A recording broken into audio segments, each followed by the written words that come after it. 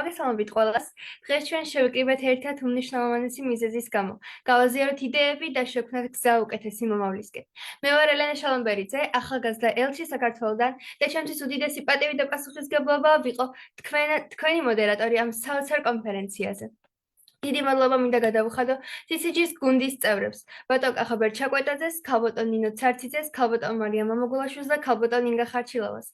თქვენი თავდადება, შრომა და ხედვა შთააგონების წყარო თითოეული ჩვენთაგანისთვის. თქვენ ნამდვილად გვაძლევთ ძალას, რომ გადავდგათ ნაბიჯების ცვლილებებისაკენ.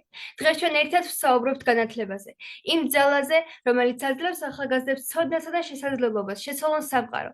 განათლება არის არა მხოლოდ საგნები და გამოცდები, ეს არის გზავნილი, რომ ჩვენს ძალისხმევას შეუძლია რეალური ზემოქმედება მოახდინოს გლობალურ გამოწვევებზე. განსაკუთრებით მნიშვნელოვანია საუბარი მდგრადი განვითარების მიზნებზე. ჩვენი პლანეტა, ჩვენი საზოგადოება, ჩვენი მომავალი. ყველაფერი დამოკიდებულია იმაზე, რომ ვიმოქმედოთ გონივრულად, ინოვაციურად და პასუხისმგებლობით. ახალგაზრდები არიან ის ცვლილებები, სული, რომელიც გვჭირდება ჩვენ დღესდღეობით, რათა დავდგეთ წინ მდგრადი, თანასწორი და სამართლიანი მსოფლიოს შექმნის გზაზე. დღეს აქ მყოფი სტუმრები, პროფესორები, მასწავლებლები და სტუდენტები არიან ინსპირაცია იმისა, რომ ერთად შეგვიძლია შევქმნათ მომავალი, რომელიც დაფუძნებულია ცოდნაზე, კრეატივზე და პასუხისმგებლობაზე. მოდით გავაერთიანოთ ჩვენი ძალები, გავაზიაროთ იდეები, ვასწავლოთ და ვისწავლოთ ერთმანეთისგან, რადგან ჩვენ ერთად შეგვიძლია რეალური ცვლილებების შეტანა ჩვენი სამყაროსთვის. Welcome everyone. Today we have gathered here for incredibly important reason to share ideas, empower knowledge, and create a path toward a better future. I am Elena Shalomberidze, a young ambassador from Georgia, and it is both a great honor and a responsibility to serve as your moderator for this remarkable conference.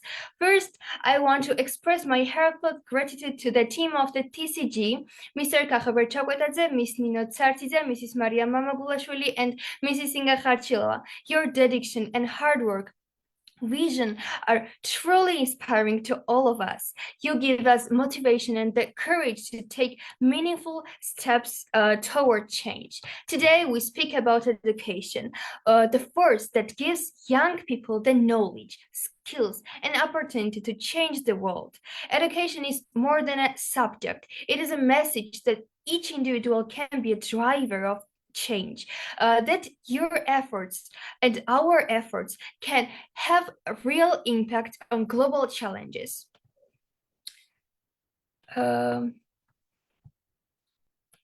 Yeah, and now I want to announce that I declare today's conference open. And one note, please, sorry. პირველში ქართულად ვიტყვი, რომ ჩვენ დავიწყებთ უკვე კონფერენციას და თითოეულ სპიკერს და გამომსვლელს ექნება 5-დან 10 წუთამდე დრო პრეზენტაციისთვის და გთხოვთ შეინარჩუნოთ და გაითვალისწინოთ ეს დრო. Please note that each presentation should last between 5 to 10 minutes. Kindly keep track of your time. If the presentation exceeds the allocated limit, we may need to politely interrupt in order to stay on schedule. Thank you for your understanding. Okay.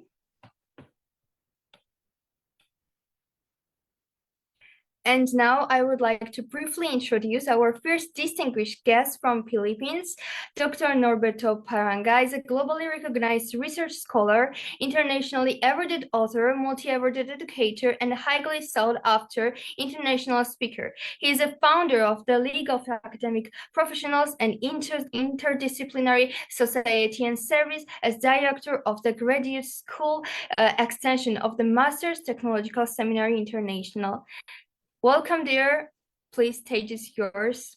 Good luck. Thank you, Ma'am, for that very warm introduction. Okay, Ma'am Emily, please present my PowerPoint, please. Yes. So first of all, welcome. Good luck.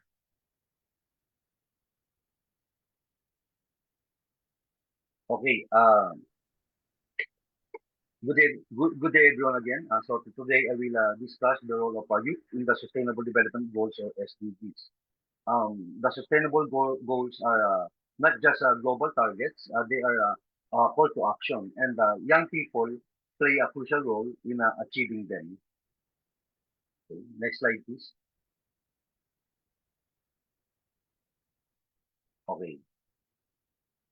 By the end of the session, students will be able to understand the Sustainable Development Goals and the vital role in achieving them, analyze opportunities and challenges for youth engagement, and propose innovative, ethical, and practical strategies that empower young people to contribute to sustainable development locally and globally. Next slide. Okay, the Sustainable Development Goals were adopted by the United Nations. They serve as a global roadmap for ending poverty, protecting the planet, of course, and ensuring prosperity for all. But these goals are not the responsibility of governments alone. They are shared responsibility involving institutions, communities, and individuals. Every sector must contribute. Next slide.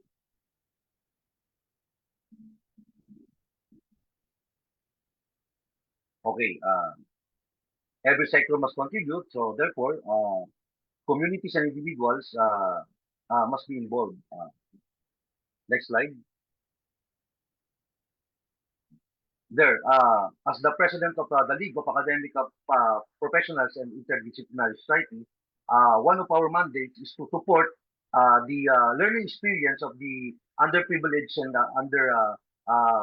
underprivileged and underserved students or marginalized students by providing them with lectures, learning materials, and sometimes we do feeding program to help them experience better learning opportunities. Next slide.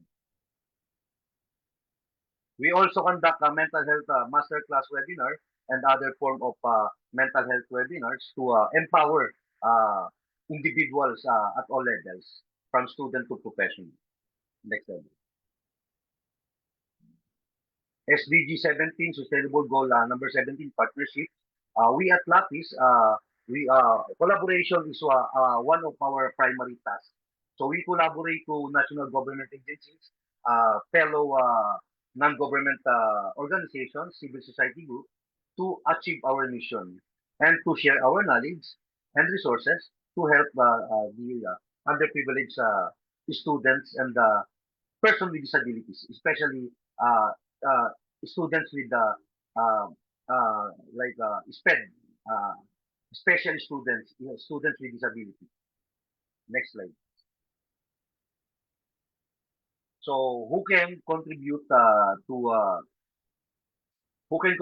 sustainable development goals? Anyone can contribute to the sustainable development goals, even at the individual level. However, the youth have a special role. Young people are not just beneficiaries of development; they are drivers of change. Their actions will shape the world tomorrow. Next slide. The next generation, as we can see, the youth represent the next generation of leaders. They bring energy, innovation, they have strong digital influence, they can spread awareness quickly, they can mobilize communities and inspire action. And most importantly, they will live longest with the results of today's decisions, which means they have a long-term stake in a sustainable development. Okay, next slide.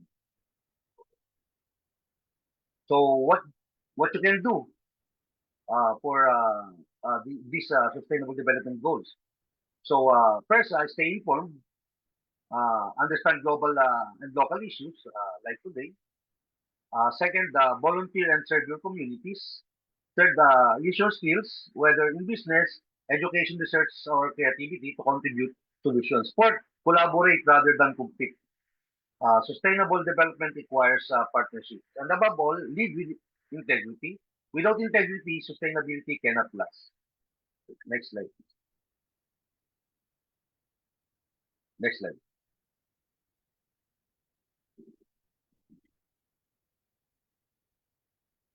Okay.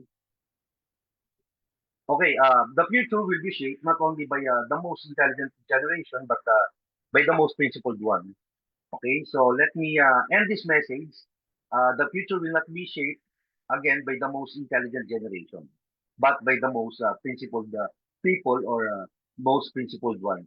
Sustainable development requires knowledge, but more than knowledge, it requires character. And that responsibility begins with the youth, beginning with each of us. So for that, I would like to thank you, ma'am, for giving me opportunity to share my insight once again. Thank you, and good evening, everyone. Thank you, Dr. Norberto, for your insightful presentation of the Sustainable Development Goals, your reflections on the importance of global collaboration and the shared responsibility truly highlighted the relevance of the CTDGs in today's world. The way you connected academic knowledge and real-world impact was especially inspiring for our young audience. We sincerely appreciate your time, expertise, and commitment to advancing sustainable development. It was a great honor to have you with us today. Thank you. Now, our next distinguished guest is joining us from Ukraine, Irina Kubaryeva, PhD in economics, and an associate professor at the Department of Business Economics and Entrepreneurship at Kiev National Economic University. Her research focuses on entrepreneurship, project management, sustainable development, innovation management, and university business collaboration. She is the author of numerous scientific. Welcome, dear. Stage is yours. Good luck. Thank you. Welcome to everyone. Thank you for this opportunity to participate in this warm and very interesting event, very meaningful conference. And I would like that we are here with our students, and we are presenting, yes, Kiev National University, Economic University, named after Vadim Getman, and we are presenting two departments of business economic and entrepreneurship and Department of Management. And so we are going to have a presentation to present sustainable development goals and their meaning in partnerships. And I would like to say that it's a great honor for us to be here, to be with this community, and at our university we also integrate sustainable development goals into our courses, especially when teaching business and partnership development. In topics we are discussing how to make business sustainable and how to contribute to sustainable development goals. We explore, for example, now with the students, we are studying course partnership in business, and one of the topic of the main topics of the course is sustainable business and partnerships, how to achieve these goals, sustainable development goals through partnerships. And I'm proud to present our students and their research, and thank you for this opportunity. I give a floor to girls, Elizabeth and Olga, so they will present our research. Thank you.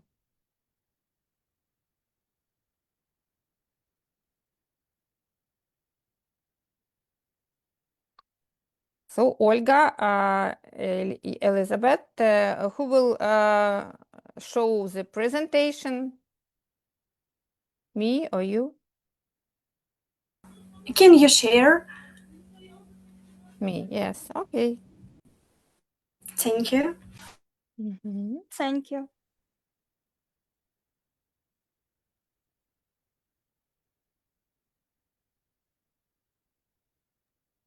Good luck,Ils, and thank you so much. Thank you so much. Can you see yes, the presentation? Yes, Yes, we can see. Good evening, everyone. I'm sorry. I'm Elizabeth Sitnik. We have topic sustainable development goals as a tool for building effective partnership, theoretical foundation and practical cases from Ukrainian business. Authors Olha Pavlova and Elizabeth Sitnik. Bachelor's student, Faculty of Economics and Management, Educational Program Management of Business Organization, Kyiv National Economic University, named after Vadim Hetman from Ukraine. Scientific Supervisor Irina Kupereva, in Economic Associate Professor, Department of Business Economics and Partnership.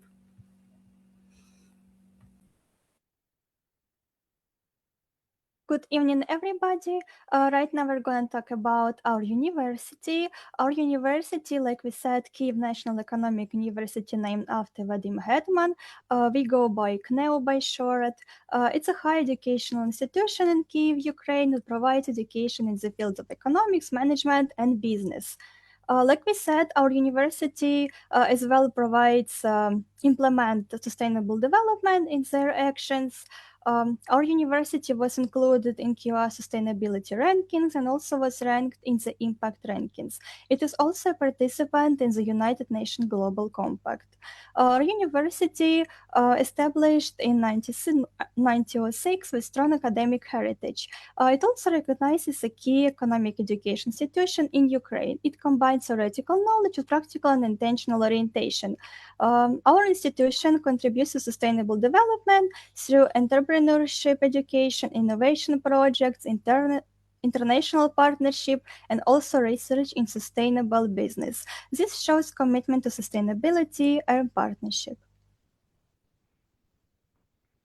Now we have a slide about us presenters. First presenter is Elizabeth Sitnik. She's interested in sustainable development, human behavior, and modern business strategies.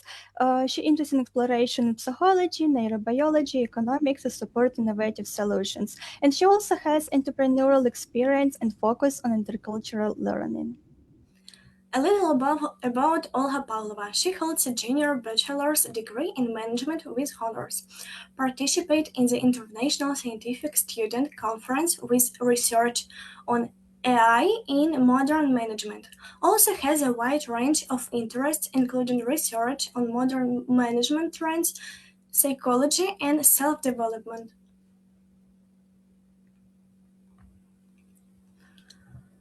The Sustainable Development Goals, also known as the Global Goals, were officially adopted by United Nations in 2015 as a universal call to action to end poverty, protect the planet, and ensure that by 2030 all people can enjoy peace and prosperity.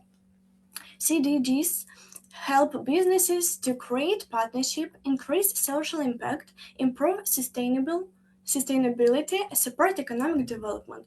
CDG 17 focused on partnership. The sustainable development also helped businesses develop partnership and create a positive social impact.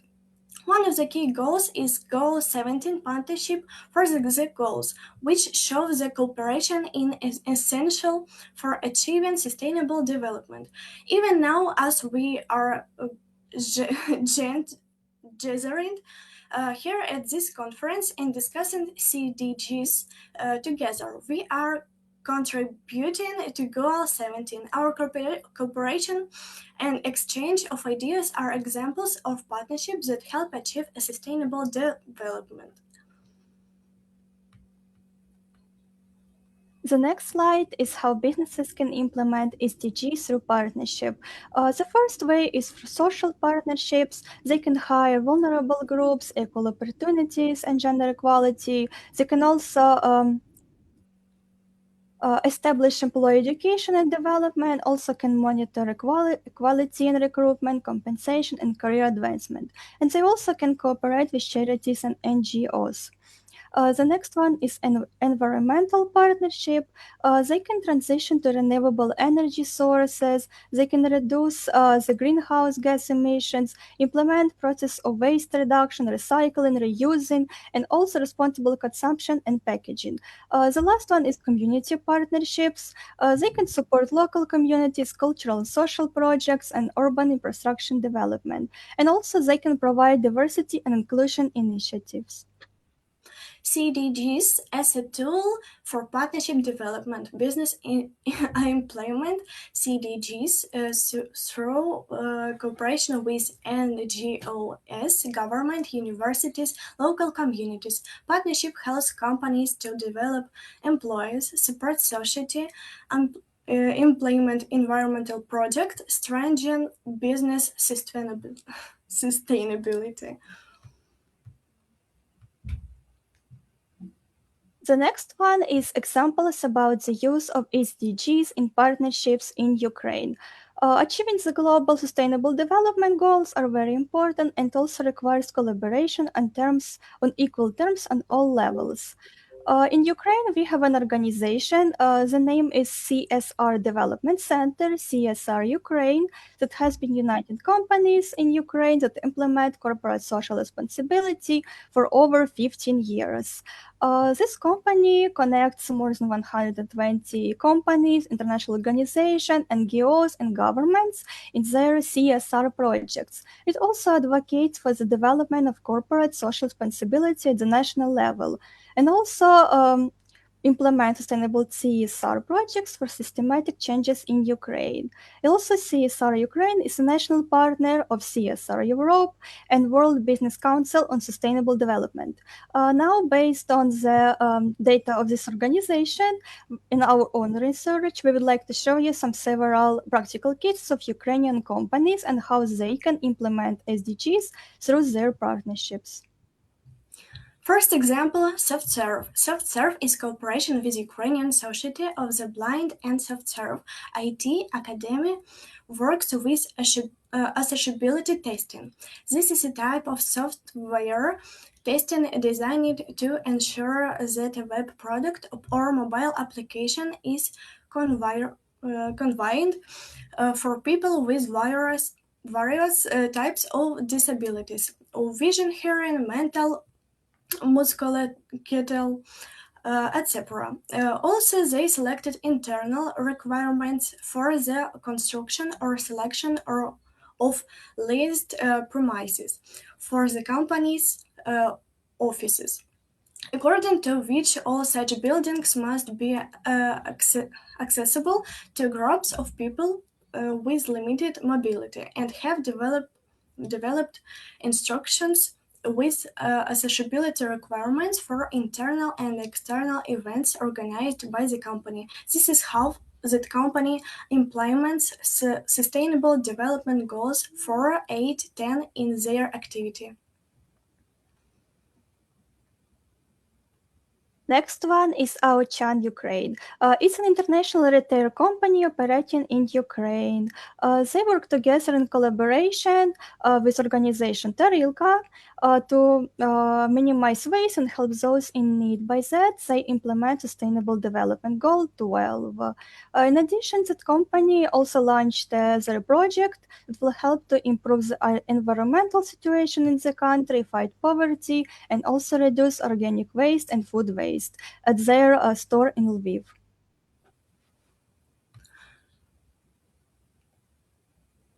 For Sustainable Development Goals 3.10, as an example, we have Nova Poshta. Nova Poshta together with Zhelebim, which is charity foundation, and the online store Rosetka, launched a joint project to deliver grocery sets to elderly people.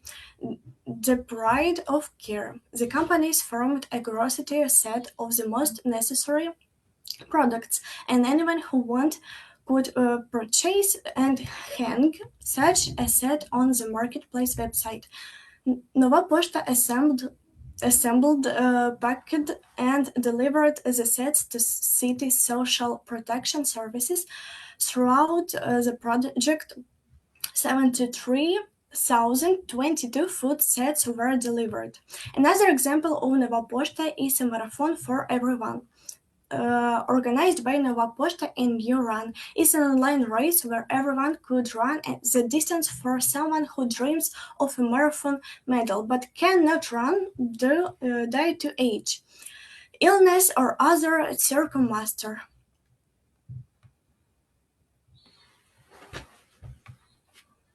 Another case is DIA, is a national digital platform that provides government services and supports social and innovation projects. It works with collaboration with charity foundation Happy Paw that deals with the fate of homeless cats and dogs, and also that company DIA provides for Happy Paw hosting services, website server support, and maintenance and troubleshooting, because that is very important for the foundation, because that the website is the only way to raise funds and organize placements for the animal in the foundation. The next one, please. Another great example. I'm sorry. Another great example is the tech. The tech partnerships are local communities, environmental organizations, and educational institutions. By their actions, they implementing SDGs like 7 affordable and clean energy, 13 climate action, 4 quality education, and 17 partnership. How does the tech implement CDGs in their activity? For example, development of renewable energy products. Next, environmental protection programs. For example, they aim to significantly reduce greenhouse gas emissions and achieve carbon neutrality by 2024. They are actively striving to enhance air quality and reduce emissions through lab testing, regular testing, or perfections equipment. Next one is educational project in energy sector and the cooperation with local communities. As a result, we have development of sustainable energy system, support for the environmental protection, and also strengthening partnership between businesses and societies. Next one, please. A few minutes left, so please conclude your final sentence. Okay. The last one today presentation, we have Kyivstar. They implement development goals for 9 and 10. They work with the Ministry of Digital Transformation of Ukraine, and they are developing a social education project, Smartphone for Parents.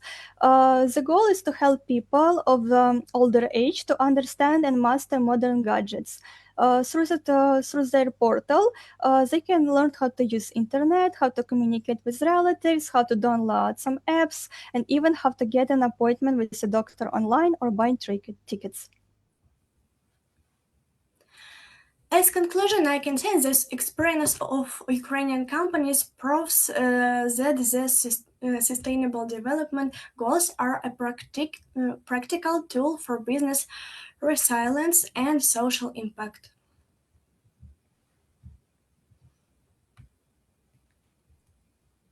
We have sources of our presentation, and thank you for attention. Thank you for your attention.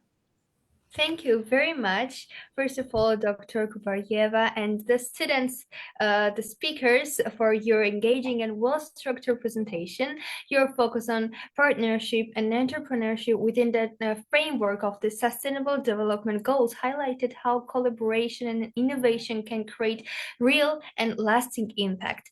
It was especially inspiring to see students actively contributing to this important goal dialogue. We truly appreciate your teamwork, your perspective, and the energy you brought to this discussion. It was a pleasure to have you with us today as this is your first time joining our conference. We hope to see you again in the future. Thank you once again. Now I would like to invite our next speaker, Mariam Mamagulashvili, a student participant guided by her teacher, Mr. Nodar Tsagareishvili. Mariam, the floor is yours. Good luck. So unfortunately, he won't be here to attend, but I will still do the presentation. So let me share the screen. Is it showing? Not yet. Yes. All right. So first, I want to thank the organization, Teachers Coming to Georgia, for giving me opportunity to be a speaker here for the second time. It's really an honor to me. So let's start. Today, I will present renewable energy technologies and their significance for our future. Energy plays a crucial role in modern life as it's like a power to our homes, transportation, communication systems, and industries. However, the current methods of energy production are causing serious environmental and ecological problems. Renewable energy often is a cleaner and more sustainable alternative. It helps reduce pollution, conserve natural resources, and support global efforts to combat climate change. Moreover, the development of renewable energy is closely connected to the United Nations Sustainable Development Goals, particularly clean energy and climate change. So, what's the renewable energy? So, renewable energy refers to energy that is generated from natural sources that are continuously replenished and will not be exhausted over time. These sources include sunlight, wind, water, geothermal heat, and biomass. Unlike fossil fuels such as coal, oil, natural gas, renewable energy produces minimal harmful emissions, and it has a significantly lower environmental impact. Because of these resources, they are widely available and environmentally sustainable. They provide a long-term solution for meeting the world's growing energy demands as population exceeds. Why do we need renewable energy? Currently, a large population of global energy production depends on fossil fuels. The combustion of these fuels release carbon dioxide and other greenhouse gases, which accelerate global warming and climate change. As a result, the world is experiencing extreme weather events, raising sea levels, and environmental degradation. I hope you heard about it. In addition, fossil fuels are infinite resources that will eventually be depleted. At the same time, energy consumption increased due to population growth, urbanization, and technological advancement. Renewable energy is essential because it reduces environmental risks, enhances energy security, and ensures a sustainable energy supply for future generations. Let's talk about solar energy. Solar energy is one of the most rapidly expanding renewable energy sources. Solar panels are used photovoltaic technology to convert sunlight directly to electricity. These systems can be installed on residential buildings, commercial facilities, and large-scale solar farms. Solar energy is conventionally friendly, operates silently, and requires minimal maintenance. Furthermore, technological innovation and mass production have significantly reduced the cost of solar systems, making them increasingly accessible and economically viable. Okay, let's move to wind energy, which is my personal favorite. Wind energy is generated through turbines that transform the kinetic energy of moving air into electrical power.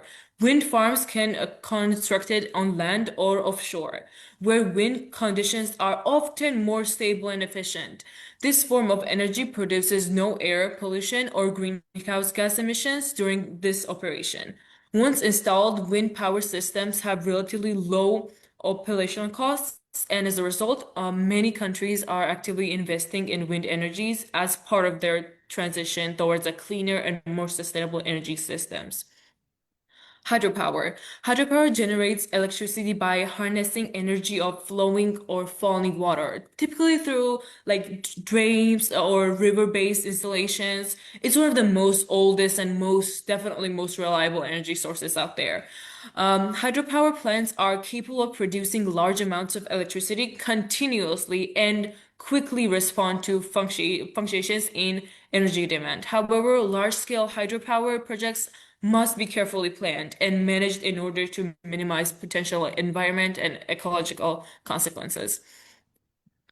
Energy source. One of the most major challenges associated with renewable energy, it is its viability. Social and wind energy depend on weather conditions, and are not always available.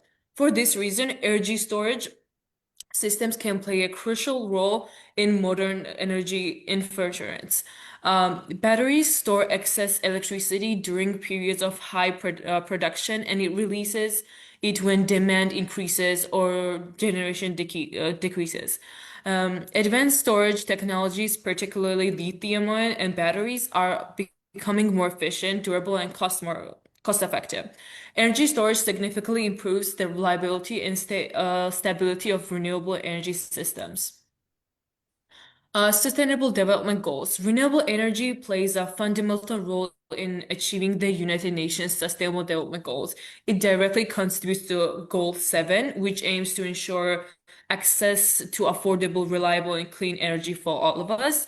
In addition, it also does support Goal 13, which focuses on taking urgent action addressing the climate change. By reducing greenhouse gas and emissions, it improves air quality.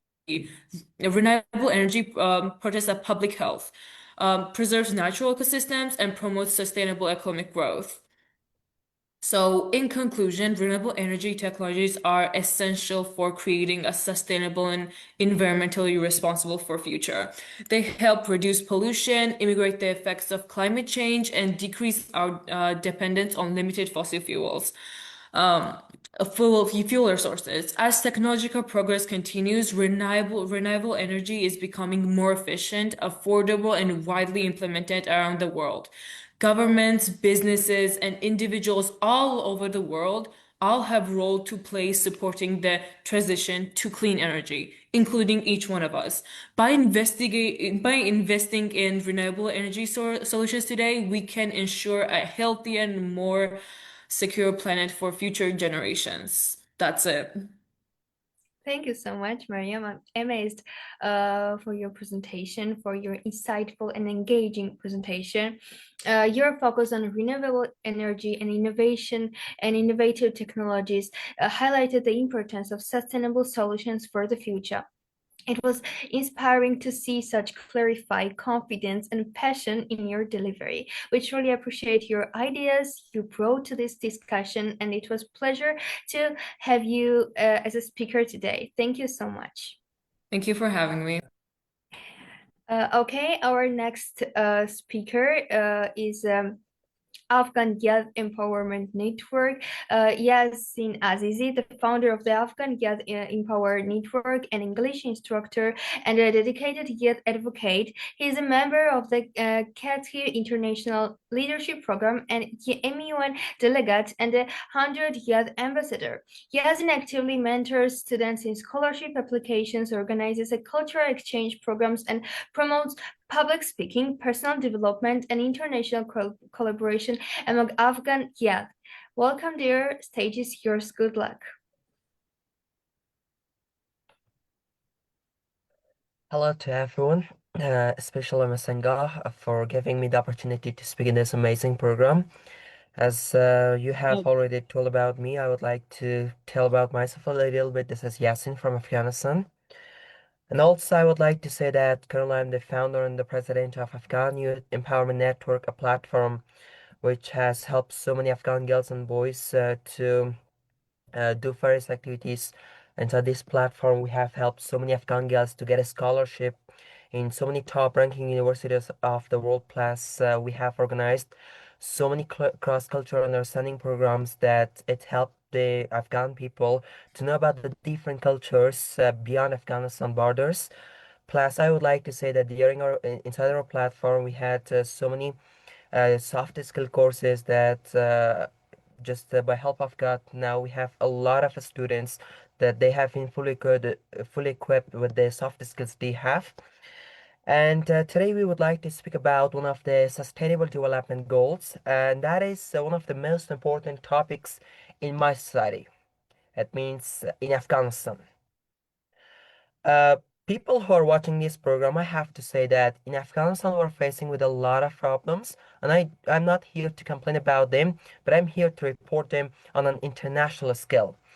As I have already spoken about different parts, for example, during my past webinars, I have spoken about the quality education, the gender inequality, but today my topic is a little bit different, and that is about water and sanitation.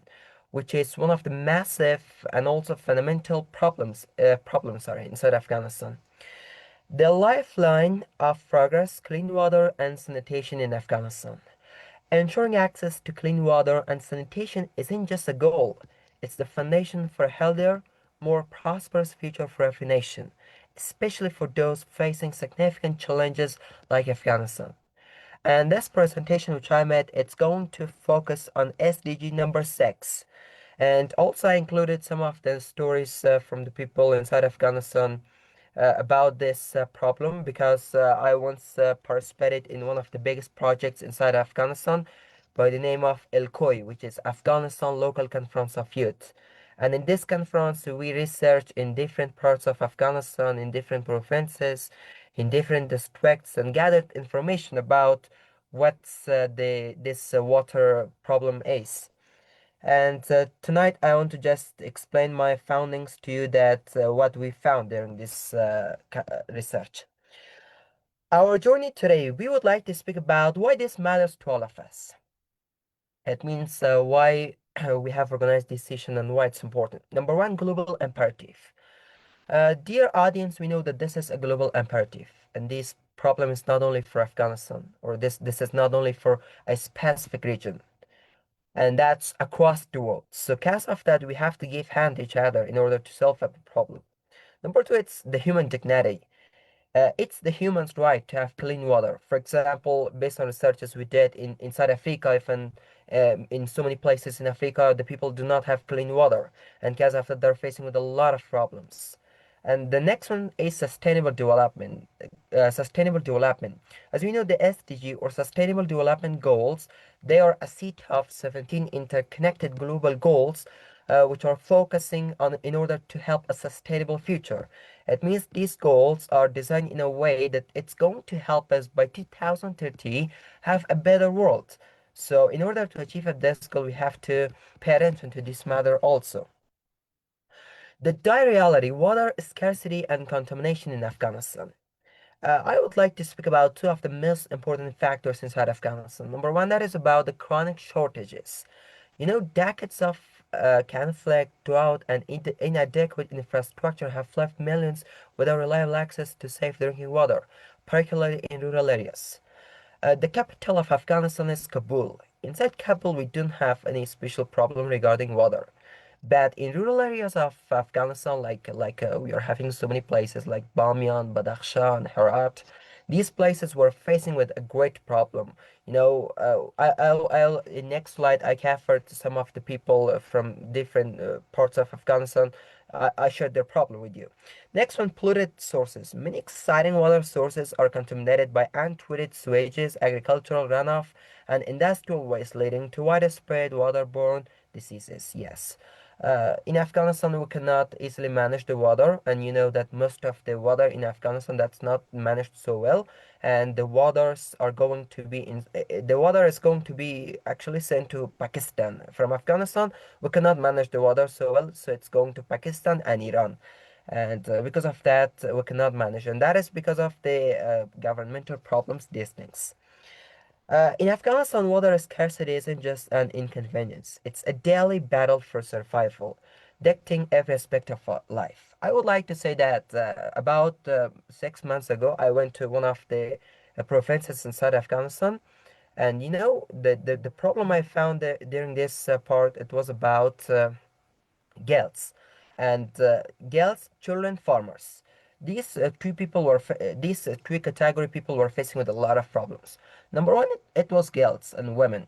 You know, it was one of the girls inside Afghanistan that when I went to her and told that what's the problem with water in this part, she said that every day for 3 hours I'm going to a place in order to get water from that, and also bring that back tonight, that in order my husband and my children have water. It means 3 hours she was going commuting in order to bring a bucket of water. And secondly, there's children. You know, in Afghanistan, even I saw one of the kids, that she was not going to school because she was responsible for providing the water for the family. Plus, that is the farmers. You know, the farmers every year they are facing with a lot of problems. They cannot provide enough water, and as they are just going to provide the water and also fruits, cultivations, everything is ready, they're just going to send it, and it takes a lot of process, and they're just going to be damaged, especially the farmers. So based on researches I did during the 6 months ago in Afghanistan, these three categories are really damaged by water and sanitation problem, which are women and girls, children, plus farmers. And also there are some voices that I wrote here. Number one, it was a guy by the name of Ahmad. Ahmad in Mazar Sharif. Mazar Sharif is one of the toppest provinces in Afghanistan based on water problems. And Ahmad reported that he is a farmer in Kandahar, and his fetching water means a 3-hour journey twice a day, taking away time for its fields and family. It means he is going to provide water for himself and also for his family. For 3 hours, he is just commuting and also bringing water twice a week. Next one is Fatima. Fatima, she is not going to school, and also she is from Mazar Sharif or Balkh. She is 8 years old, and she often misses school due to waterborne illnesses, highlighting the direct link between health and education. And like this, Fatima is just an example of that. In Afghanistan, we have so many people that they cannot have accessibility to safe water, and because of that, every year they're just going to be dead because of that. And next one, we are having Zahra. Zahra is mother of 5 people in Herat. Zahra has 5 children in Herat, and also she is battling with consistent illness in her children due to unsafe water, impacting her ability to work and provide. It means she is responsible for providing water to her husband plus the children. The ripple effect, health education, and economic consequences, health crisis. Unsafe water is leading cause of cholera, typhoid, and particularly among children, straining an already fragile healthcare system. It means it's going to really damage the people, especially the children. Next one is economic downturn. Illnesses and time spent collecting water reduce productivity and also perpetuating poverty and heightening economic development, and it's going to damage the economic. So let's go with a couple of solutions. That what do I offer for this part in order to solve up the problem in Afghanistan, and what do I want international organizations that what they can do. Number one, community wells. It means drilling deep wells and establishing community managed water points, ensuring equitable access. It's my point of view that in every place that they are having the problem, they have to have the community wells. And number two, that is rainwater harvesting, that we have to be able to manage the rainwater. For example, during this winter in Afghanistan in 2026, in our area, I just managed a project inside Afghanistan, Kabul, to manage the rainwater. It means we installed some wells inside our houses, especially in places that I live.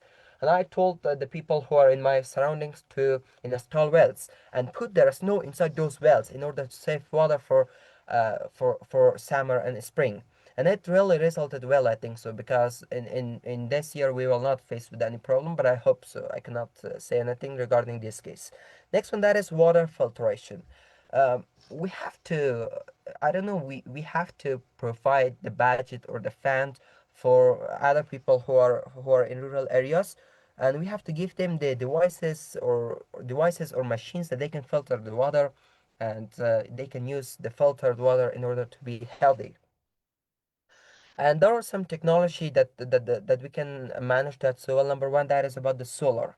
It means by solar power, we can for example take out water pumps, reducing reliance on fossil fuels and lowering operational costs.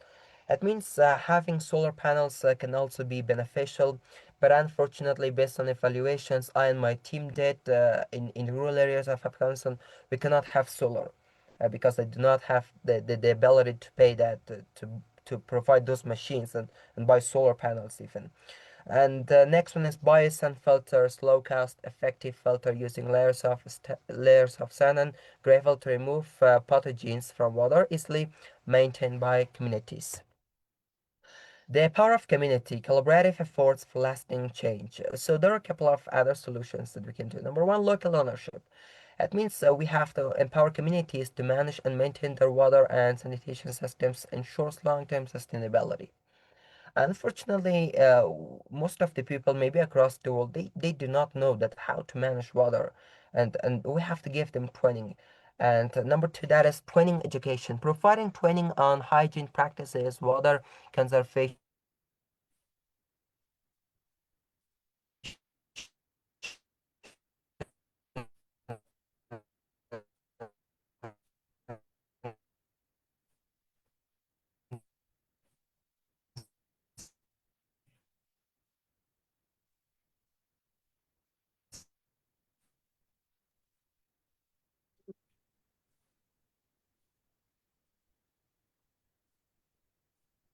Hello, can you hear me?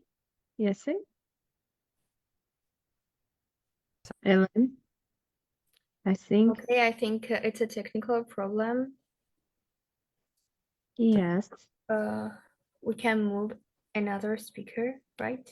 Yeah, you can. Just a System second. maintenance for community Yes, members. That yes. means it must be partnerships, means collaborating with some non-governmental system. Yes, definitely. It's left, right? Yes, you Do you have can one, move. please? Yes. So sorry, dear audience, you know, here is Afghanistan, and even we do not Yes. have a We stable internet understand. connection. We understand. I hope you understand. I'm so sorry for this inconvenience, you know, we don't have stable internet here. So, you know, now I'm outside in a really cold place because at home internet is not working so well.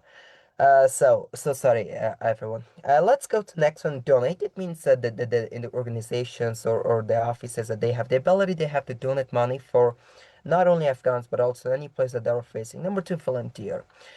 We have to volunteer in some of the places and help. For example, in last year we had a project, and inside Kabul we distributed bottles of water for people, and it was a job that we did as volunteers. Number three, that's advocate. For example, now I'm coming in this platform, dedicating my time, and also just I'm coming here in order to share my problem across the world. And if I'm just staying calm, that will not result, I think so, because we have to report the problem. We have to, as youths, it's our responsibility to tell the problem. And next one is share. It means we have to educate our network, and also we have to educate the network, and also uh, sorry, we have to educate our network about the importance of clean water and sanitation. It means we have to tell the problem and also educate the peers about the problem, especially if you're a teacher at a school. We have to tell that. If you are, for example, a worker inside an office, we have to tell them. If you're an advocate, we have to share the problem. Like this we have to do. I'm just going to my last slide that I prepared for you. A future flowing with hope, clean water, a brighter future. The dream of a healthier, more prosperous Afghanistan is within reach, fueled by the fundamental promise of clean water and sanitation. By working together, we can transform lives, empower communities, and build a sustainable future where every Afghan has access to this most basic yet profound human right. It means if we are just doing a small action, if any of us are going to do any small action, I believe that one kid, one Afghan kid, one African kid, maybe one Iraqi kid, he or she may be alive. And water is not just a resource; it's life itself, and with it, the potential for a thriving nation. So thank you so much. That said, it was a great moment to be with you. I'm so sorry because I was not able to open up my camera. You know, I had a problem. You are so welcome, my dear. Thank you Yes, so that's much. not a problem. So thank you, Yazin, for your compelling and informative presentation. You focus on clean water and sanitation illustrated through the context of Afghanistan, and it was really interesting, provided a clear and impactful presentation on the challenges and solutions in your country. Your dedication to youth empowerment and international collaboration was evident in the way you connected local issues to global sustainable development goals. We truly appreciate the insights you shared with us today. It was a privilege to have you speak. We're looking forward to see you in the future conferences also. Thank you so much.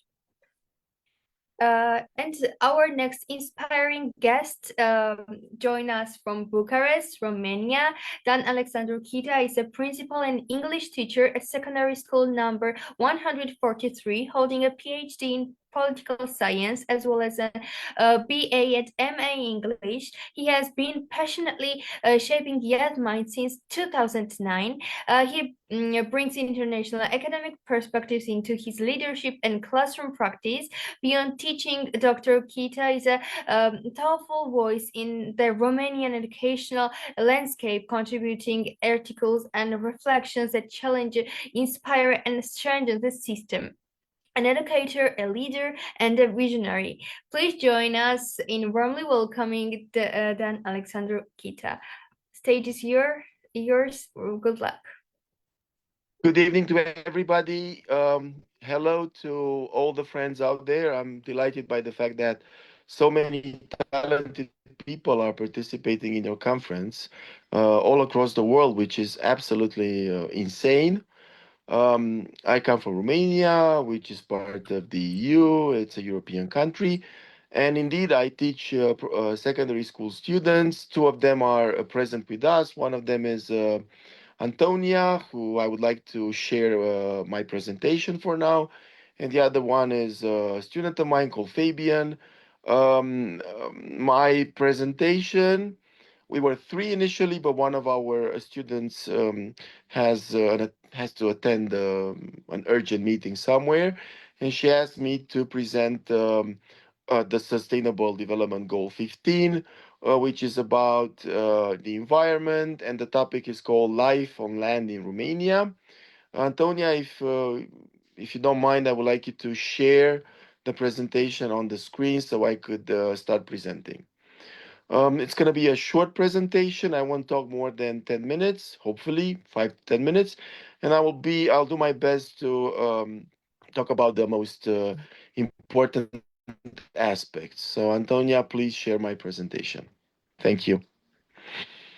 Okay, so basically we're going to talk about life on land in Romania. Romania is situated in southeastern Europe, and in the last 30 years, 35 years, we have undergone all the changes required by the EU and by our partners in Western Europe when it comes to clean energy, making sure that the recycling process is carried out according to all the sustainable requirements, the sustainability requirements we are currently underholding. Could you go to the second slide? Romania has it's a rich country in terms of landscape and resources. Our climate is very similar to what you find in Austria and Switzerland, but in the south of Romania, you get the same kind of atmosphere you see in Bulgaria and Greece, so it's close to the Mediterranean part of Europe or South Europe. So as I was stating there, Romania is one of the most biodiverse countries in Europe. It has mountains, forests, wetlands, and rare species that must be protected. In the last 20 years, because of the climate change we are all being exposed to, a lot of droughts have hit the country in the south, and we have the beginning of some deserts, which is not okay, but that's how life is. There are many natural reservations in the Carpathian Mountains that help protect endangered species or animals, preserve forests and ecosystems. We also fight for climate change on a positive note, and we are keen on keeping nature alive for future generations. Could you go to the third slide, Antonia? Thank you very much. We have some really important areas which are currently protected. Some of them are under UNESCO control and supervision, namely the Danube Delta, which is one of the, together with the Mississippi Delta and the Nile Delta and the Mekong Delta, is one of the few in the world as we speak. It's home to over 300 bird species. We also have the Retezan National Park. If you ever come to Romania and visit the Carpathian Mountains, 70% of all the Carpathian Mountains of the mountain range in Europe is located in Romania. We have over 80 glacial lakes, which is almost unique in Europe. Only Switzerland surpasses us in terms of glacial lakes. We have the Apusen Natural Park, which has a lot of famous caves and rare wildlife. When I talk about famous caves, I need to tell you that in Romania, the first European populations that came from the Middle East tens of thousands of years ago have settled, and then they moved to Central and Eastern Europe and Western Europe. We have the Piatra Craiului National Park, which offers a unique mountain biodiversity. We have 30 national parks, 15 natural parks, over 900 protected natural areas. Unfortunately, we don't have enough money, and we don't finance as much as we should these natural beauties. These areas protect species like brown bears, lynxes, wolves, rare birds. We have the largest population of bears and lynxes in Europe as we speak. I think that only probably the Russian Federation has more than us, when it comes to the eastern part of the Russian Federation. But otherwise, we are by far we have one of the most rich and diverse wildlife in Europe. Could you go to the next paragraph, please? Romania has joined the EU Nature 2000 network, and we are part of the EU as a full member state since 2007. We have created new protected areas. We have done our best to increase the environmental laws and to promote ecotourism. We worked with NGOs to save endangered species. But of course, there are challenges that still exist, and we have to cope with them and fight against them. Illegal logging, which is an issue currently at the European level. There's a lot of pollution still, especially on rivers and on the Danube. And we are undergoing climate change, as I was telling you previously. So that's my presentation for now. Thank you for doing your best. I really like these online meetings. They are absolutely sensational, and we learn a lot from one another. Elena, I think I should introduce my students next because they are going Of course. to make their own presentations. If there's no issue with that. Yes. Can I start now, or do you have some comments in between my presentation and the next presenter? Yes, of course. First of all, your presentation was engaging, so engaging. Your focus on life and land, illustrated through the example of Romania, highlighted the importance of protecting ecosystem and promoting sustainable land management. It was inspiring to see Romanian example. We truly appreciate your dedication to education and sustainability, as well as the energy and perspectives you brought to this discussion. We're looking forward to seeing you continued contributions in future conferences also. Thank you. Thank you very much, Elena, for your kind words. Could I introduce the next student? Yes, of And course. who's going to? Okay, Antonia, if you don't mind, you can start sharing your screen and then talk about your course. presentation.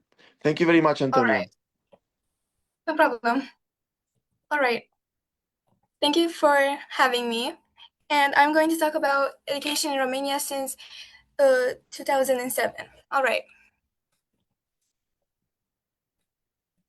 Oops, sorry. All right. Since 2007, when Romania joined the European Union, its education system has gone through many changes. The government tried to improve schools and make them closer to European standards. One important change was the new education law adopted in 2011. Its purpose was to improve school quality, reduce school dropout rates, and cheating in exams. The school's final exams became stricter. At first, fewer students passed, but the goal was to make the diploma more serious and fair. Access to education and social challenges. Another important topic since 2007 has been equal access to education.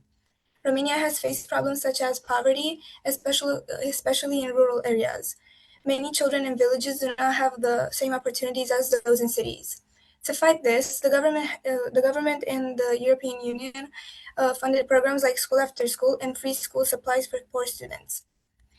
In recent years, digital access became very important. During the COVID-19 pandemic, 2020 and 2021, schools closed and classes moved online. Many students in rural areas didn't have computers or internet access. That's why the government started investing more in digital equipment and training for teachers. Higher education in Romania has also changed since 2007. Romanian universities became more connected to Europe through programs like Erasmus+, which allows students to study abroad. Major universities improved international partnerships and research projects. In recent years, there has also been more attention on modernizing study programs, encouraging digital skills, and connecting education with the labor market. Thank you for your attention. Thank you very much, Antonia. I need to add a few details to what she said. It's Sure. very interesting that, thank you very much, Antonia. It's very nice that you pointed out the changes we have gone through in the last 15 to 20 years. I would like everybody to know one important aspect. Our educational system is still going through a lot of changes because the European legislation is quite strict about it. The main idea is that a significant percentage of all high school graduates in Romania to say those who graduated from top high schools, go and study abroad. On the one hand, it's good because they find jobs and they work there and they share Romanian traditions and values. But on the other side, there are drawbacks as well because we are part of what we call the brain drain global phenomenon, which means that the elite, the future elite, is not going to work in Romania, but use their skills, abilities, talents, you name them, in other countries, which could lead to a sort of a downgrading process in terms of what the Romanian economy could achieve. But again, we live in the union, and each member of the society is free to choose his own path in life. So thank you. Now, you talked about education, which is a global sustainable goal. And now I would like Fabian to start his presentation. He's going to talk about something else. Fabian, if you can hear us, Yes, please share your presentation and provide us with what you've worked so far. All right. Thank you. 1 second.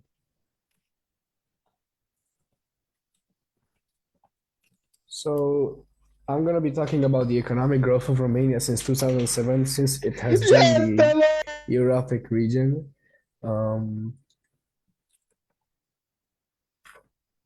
It nearly doubled its wealth compared to the EU average, since the EU average is a lot higher than the rates of Romania before. Because we were really poor, we didn't have that many resources, not many funds. In 2007, Romania's income per person was about 44% of the EU's average. Today, it's around 75 to 80%. That's one of the fastest catch-ups in Europe. Several years after joining, Romania posted a 5 to 7 annual growth. In some years, it was growing twice as fast as Western Europe. That's startup level growth for a whole country. 2. It became a tech powerhouse quietly. Cities like Bucharest and Cluj turned into serious IT hubs. Romania now has one of the fastest internet speeds in the world. And major global tech firms built operations there because of the strong math and engineering talent. Our country was known mostly for agriculture, now exports software and IT services. But it's not all smooth. Big regional gaps, some cities look like Western European, some rural areas still struggle. Budget deficits have become a problem recently. Infrastructure still lags behind richer EU countries. And Romania still was on one of the largest budget deficits in the European Union. putting pressure on future taxes and public spending growth.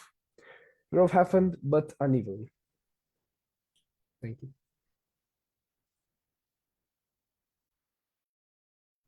Thank you, Fabian. That was excellent. You nailed it. So what I would like to add here for the other guests who are listening to us is that it's true there was a lot of economic growth since we joined the EU, and it's important to be part of a union or of a federation of countries that improve economic growth. But the benefits was, as Fabian said, unevenly distributed, which means that some parts of the country really skyrocketed in terms of economic development.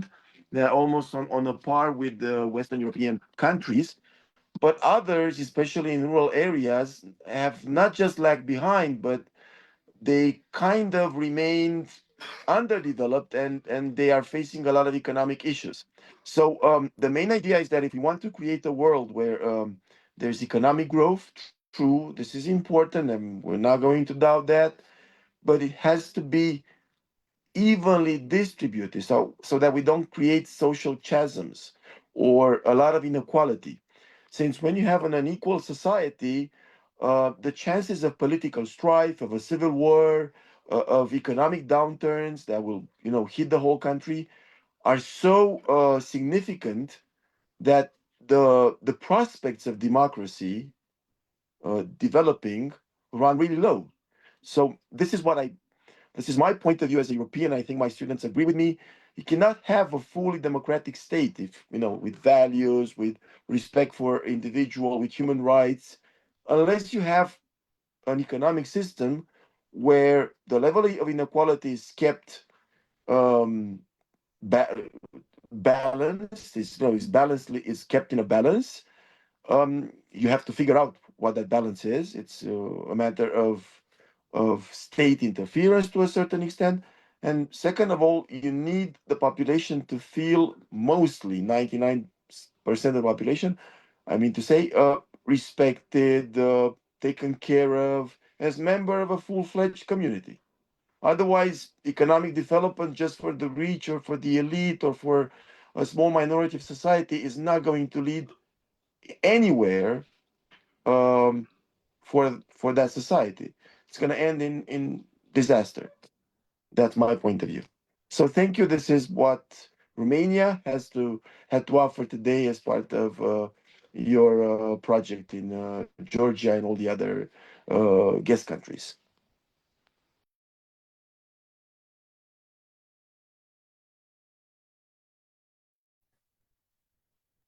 Elena, you have the floor.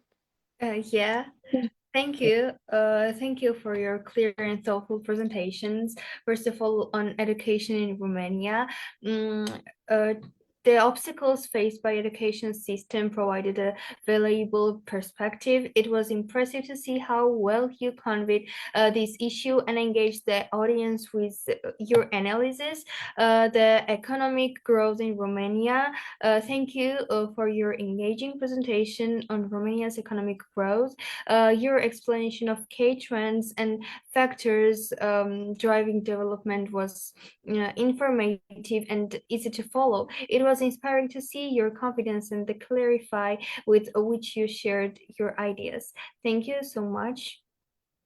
Ellen, just a second. Also, I want to say Yeah, something. Thank you so much, dear. Yeah. Okay, just a second. Okay. ასე მინდა გითხრათ და ჩვენს მაყურებლებს მიმართო, რომ ბატონი არის ასევე სკოლის დირექტორი და ყოველთვის ვამახვილებთ ყურადღებას თუ როგორ მართავს ის თავის მოსწავლეებს და როგორ რაღაცა მეგობრული ურთიერთობა როგორ ჩანს მათი არა მარტო მასწავლებელი, არამედ დირექტორია სკოლის და ყოველთვის როდესაც მოკლედ მას გამოყავს მისი მოსწავლეები, ესე რაღაცა დიალოგის სტილში მიყავთ ხოლმე პრეზენტაციაზე, ასე ძალიან მნიშვნელოვანია. და კიდევ ერთი რამ მინდა გითხრათ, რომ ბატონი ალექსანდრო საქართველოში 25 აპრილს იქნება ჩვენთან და ჩვენ მას ვიხილავთ ჩვენს საერთაშორისო გლობალურ სამიტზე როგორც პანელისტი. Dear Alexandro, we are waiting for you and see you in 25 April in Tbilisi. Okay, Ellen, continue. Okay, now we're moving to my country, Georgia again, and I would like to invite teachers, Mrs. Mzia Kharchilava and Mrs. Kakhaber Chakvetadze. Welcome, introduce your students. Hello. Hello, can you hear me? Yes. So Nini, Hello. so before Nini and my students start the presentation, I just make a short introduction. My name is Kakhaber Chakvetadze. I'm the teacher at Batumi Public School number 25. I'm really happy to be here with you alongside my colleague Zia Mahajashvili and three of our brightest students, Nini Davitadze, Data Nakashidze, and Bahar Lali. So today they'll be making a presentation about the future generation for sustainable development. Hope you'll enjoy listening to them. So, floor is yours. Hello, thank you for the invitation. Today we would like to talk about sustainable development and the role of young people in this topic, as our teacher said. So firstly, we want to explain what sustainable development is. Sustainable development is a way of improving our world so that people can live better lives today without damaging the future. It means using natural resources carefully, protecting the environment, and making sure that everyone has access to education, healthcare, jobs, and equal opportunities. Why is it important? So it is important because it helps protect the environment, reduce poverty, improve living conditions, and create a better future for everyone. Without it, natural resources could run out, pollution could increase, and future generations might suffer from today's mistakes. What is the main goal? The main goal is sustainable development is to improve people's quality of life while protecting the planet and ensuring that future generations can also meet their needs.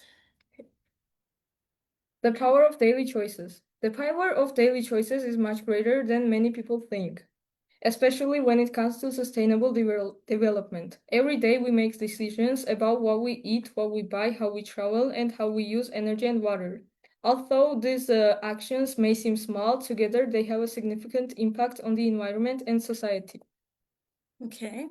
The role of technology in modern education. Technology plays a crucial role in modern education, especially in the context of sustainable development. It helps make learning more accessible, inclusive, and environmentally friendly. Through digital platforms, online courses, and virtual classrooms, students from different regions can access quality education without the need to travel long distances. This reduces transportation-related pollution and saves resources such as paper and printed materials.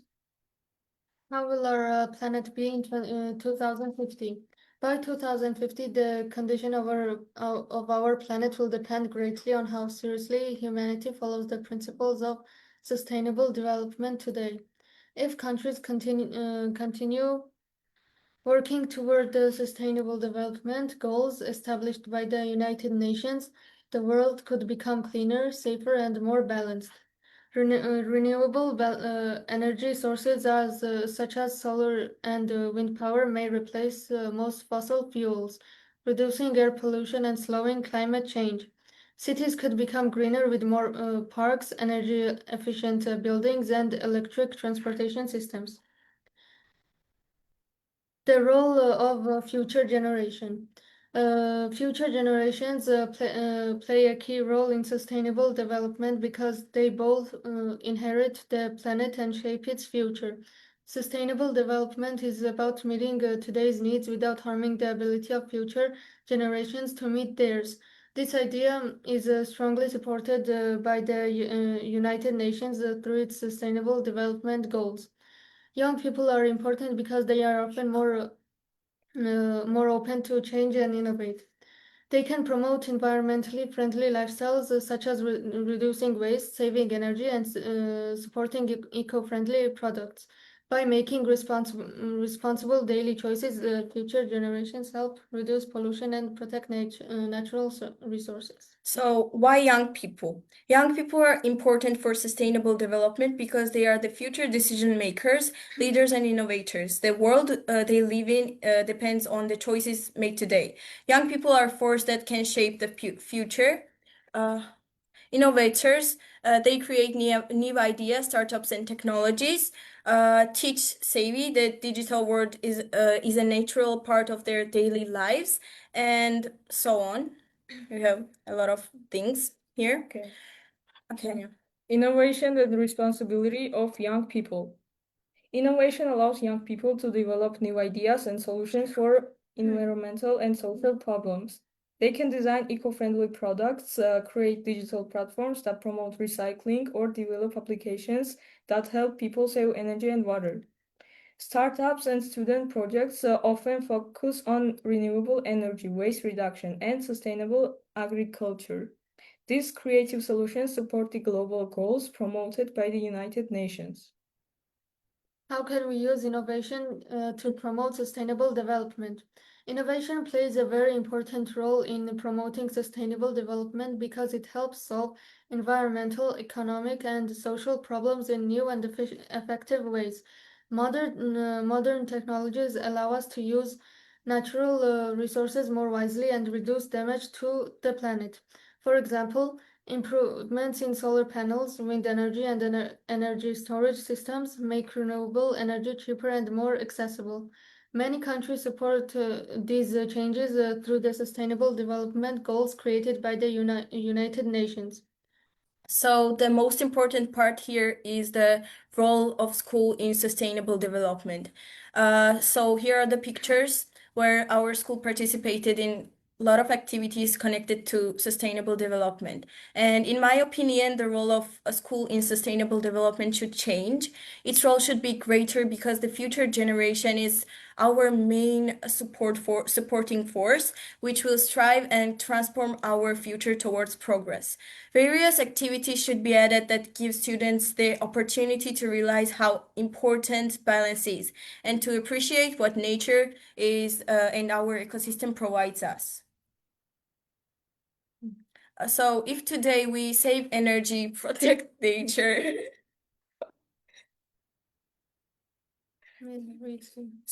raise awareness and so on, our future will be bright. Yes, thank you so much. Thank you for having us. It was a pleasure presenting to you guys. For us also, guys, thank you so much. Ellen, please, and მე მინდა რაღაც განცხადება გავაკეთო ელენე შენი მოკლედ უკავშირის შემდეგ. Of course, thank you for your thought-provoking presentation. It was impressive to hear your fresh perspectives on how young people can drive sustainable development.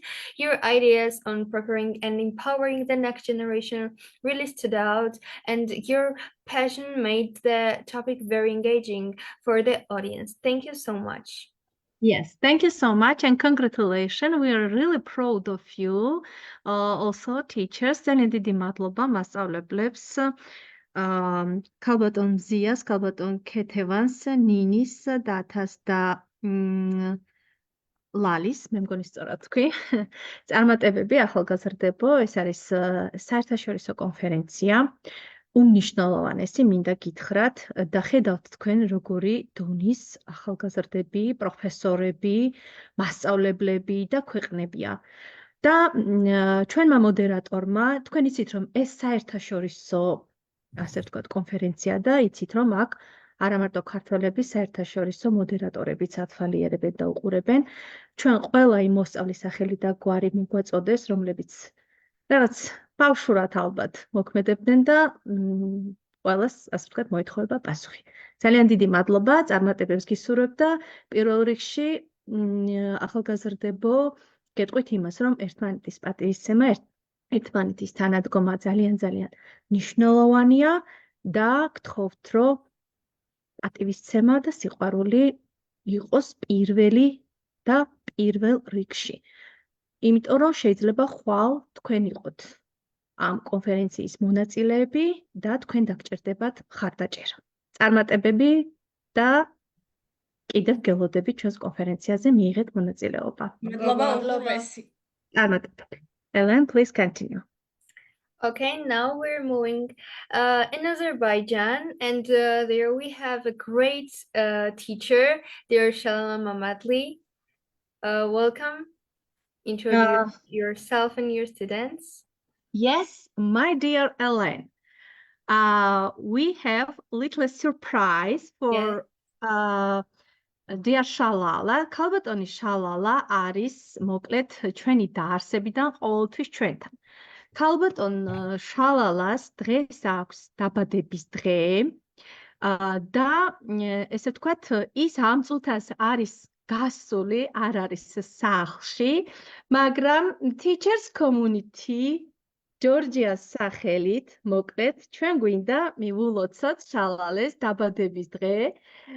ძალიან გთხოვთ, ვინც გვიყურებს ახლა და ვინც ლაივში არის, ესე კი ყვავილები, გულები მილოცვები ჩვენს ძვირფას ქალბატონ შალალას და ჩვენ პატარა ვიდეო მომზადეთ მას და მოკლედ შეგვიძლია ნინი ძვირფასო რო გავაზიაროთ ვიდეო. Dear Shalala, happy birthday from Teachers Community Georgia. Congratulations, my dear. Be happy. God bless you.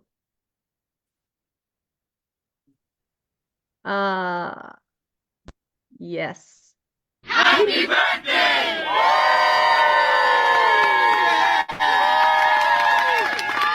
Happy birthday to you. Happy birthday to you. Happy birthday, happy birthday, happy birthday to you. Happy birthday to you. Happy birthday to you. Happy birthday, happy birthday, happy birthday to you.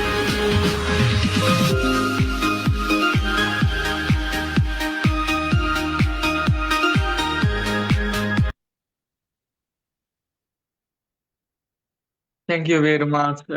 Thank you. Thank you. Yes, You are my so dear. good. You are great. Thank you very much. Thank you. Yes, yes. Your teacher is absolutely very great person, and we're really proud. Yeah. Yes, thank you so much. And Shalala, congratulations once again. Yeah.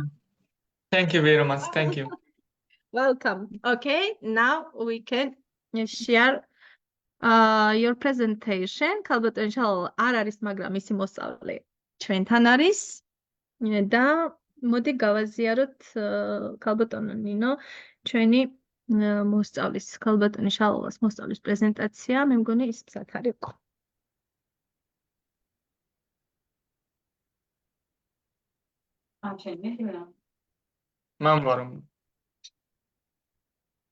Just a second, and you can introduce yourself and we share now your presentation. Don't worry.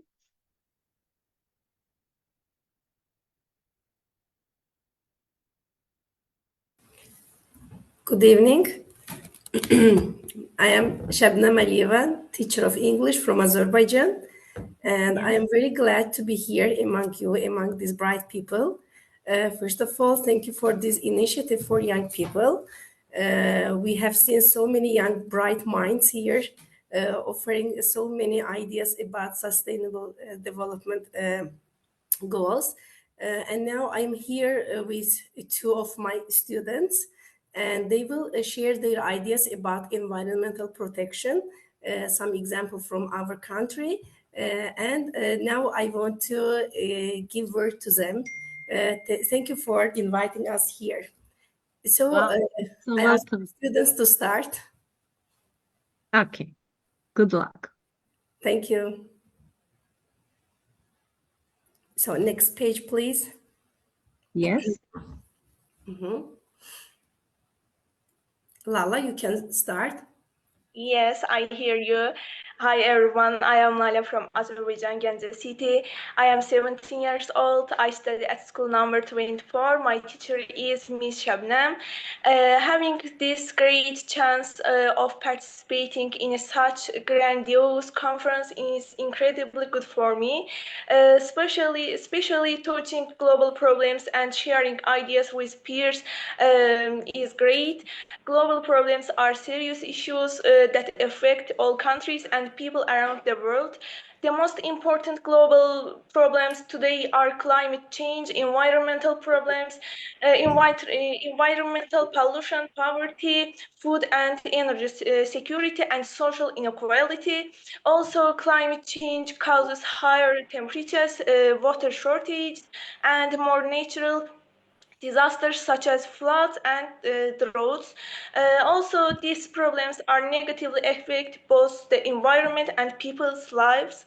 Now I want to give word my friend Mehriban, please.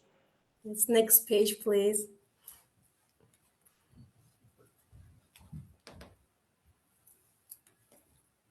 Hello everyone, my name is Mehriban. I am from Azerbaijan, Genge. As my friend Lala just mentioned, our planet is facing big environment problems, but I strongly believe that solving these problems is not the responsibility of government alone. It's the responsibility of every single person living on the earth, because we all share the same planet and we all breathe the same air. Today, the world's population has exceeded 8 million people. Now, just imagine if each person plant only one tree, we would add more than 8 billion new trees to our planet. It may sound like a small action, but when multiplied by billions, small actions become powerful change. Yes, please, next page.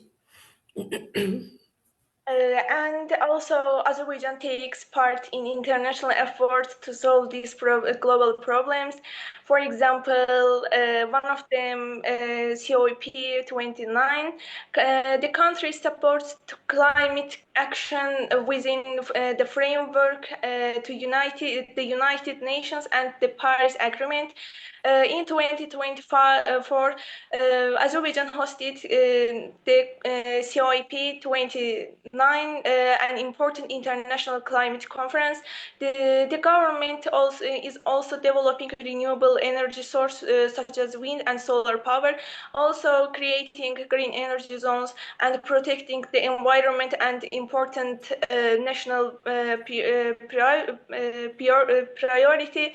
In addition, Azerbaijan works on economic diversification, social development programs, and sustainable development strategies to respond to global change. And also, younger generation of Azerbaijan took active part in the conference, both like volunteer and in some important leading positions. They did their best in find best solution of the global problems, offering various creative ideas. And since a lot of plans on this way have been implemented by the young people of Azerbaijan. Thank you for listening to me. The next page, please. Protecting nature begins with small action like cleaning polluted area or planting tree. 1 year ago, as change makers, we cleaned an area located in the city center as a part of our project. After cleaning it, we planted tree and took care of them regularly. These trees are very essential for global climate because on average, a single tree can absorb about 22 kilograms of carbon dioxide. It provides us with oxygen and they help reduce air pollution. And I have a very creative idea to make the world more greener. And I would like to share it with you. Imagine if instead of just blowing out candles on our birthday, we could celebrate in a way that actually helps our planet. The idea is called One Birthday, One Tree. On your birthday, you plant a tree. Every year, you watch it grow, take pictures, and share them on social media. This way, your birthday leaves a living legacy, not just the cake. In schools, we can create tree boards to display everyone's tree pictures and inspire others. And with the hashtag One Birthday, One Tree, we can connect people around the world and gathering volunteers to make our planet more greener. Let's turn birthdays into something bigger than ourselves. We cannot stop global warming alone, but we can start with one tree, one birthday, and one student at a time. Let's turn celebration into solution. Thank you for your attention, and I hope we all choose responsibility starting today. Thank you, my dears. Thank you for your presentation. We are glad to share our students' ideas. And I think that my students' ideas, my birthday, my tree is great idea to carry on in every school. If we do like this, in 1 year, we have a lot of trees planted by our younger generation. Thank you. Thank you so much. Before,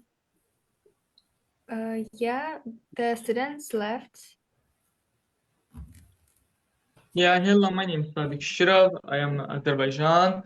I am 16 years old, and today my friend Aisha will talk you about some matters.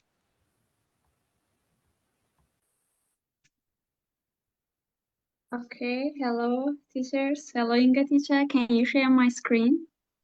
Yes, just a second. We can. Okay, thanks a lot.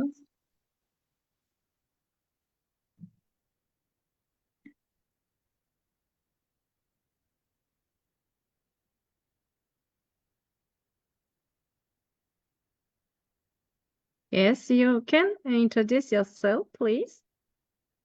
Okay, first of all, I want to introduce myself. I'm Sadikla Aisha. I'm 16 years old.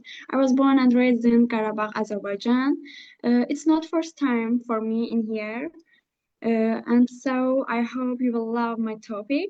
So my topic is gender equality. I think it's the most important problem for us. Yes.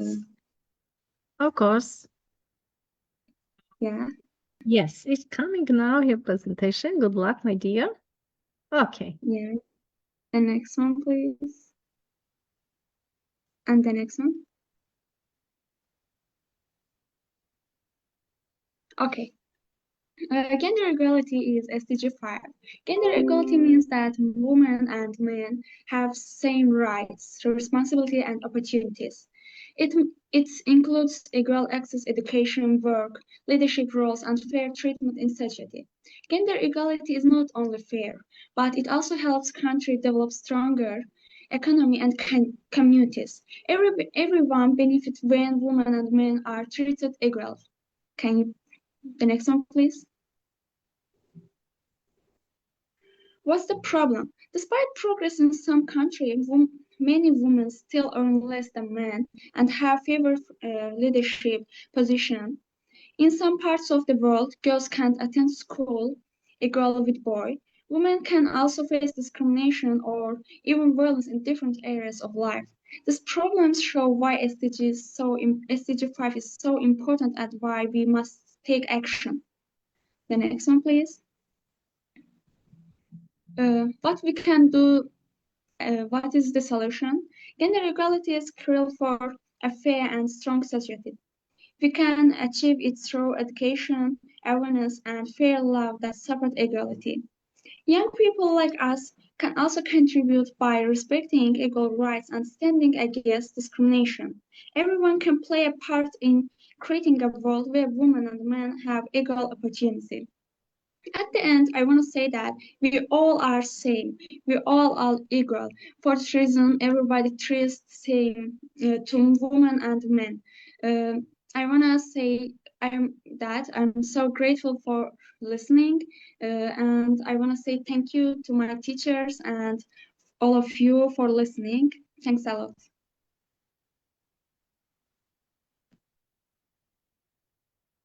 You are great. Thank you. Thank you.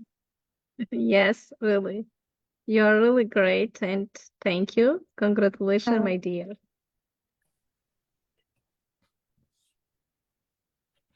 Thank you. Before continuing, I would like to warmly congratulate Mrs. Shalala on her birthday. We wish you continued success and inspiration in guiding such motivated and talented students. Second of all, thank you for your thoughtful presentations. It was inspiring to see how young people from different backgrounds can unite around shared values, especially when addressing environmental challenges and sustainability. Your projects clearly show that collaboration, responsibility, and creation also, of course. I am always especially pleased to see presentations on gender equality, as it remains a crucial part of sustainable development. Equal opportunities and inclusion are essential for building a fair future and society. Thank you, all of you. And now I would like to moving in Georgia again, and we have amazing teacher from Georgia, Mrs. Miranda Mesri.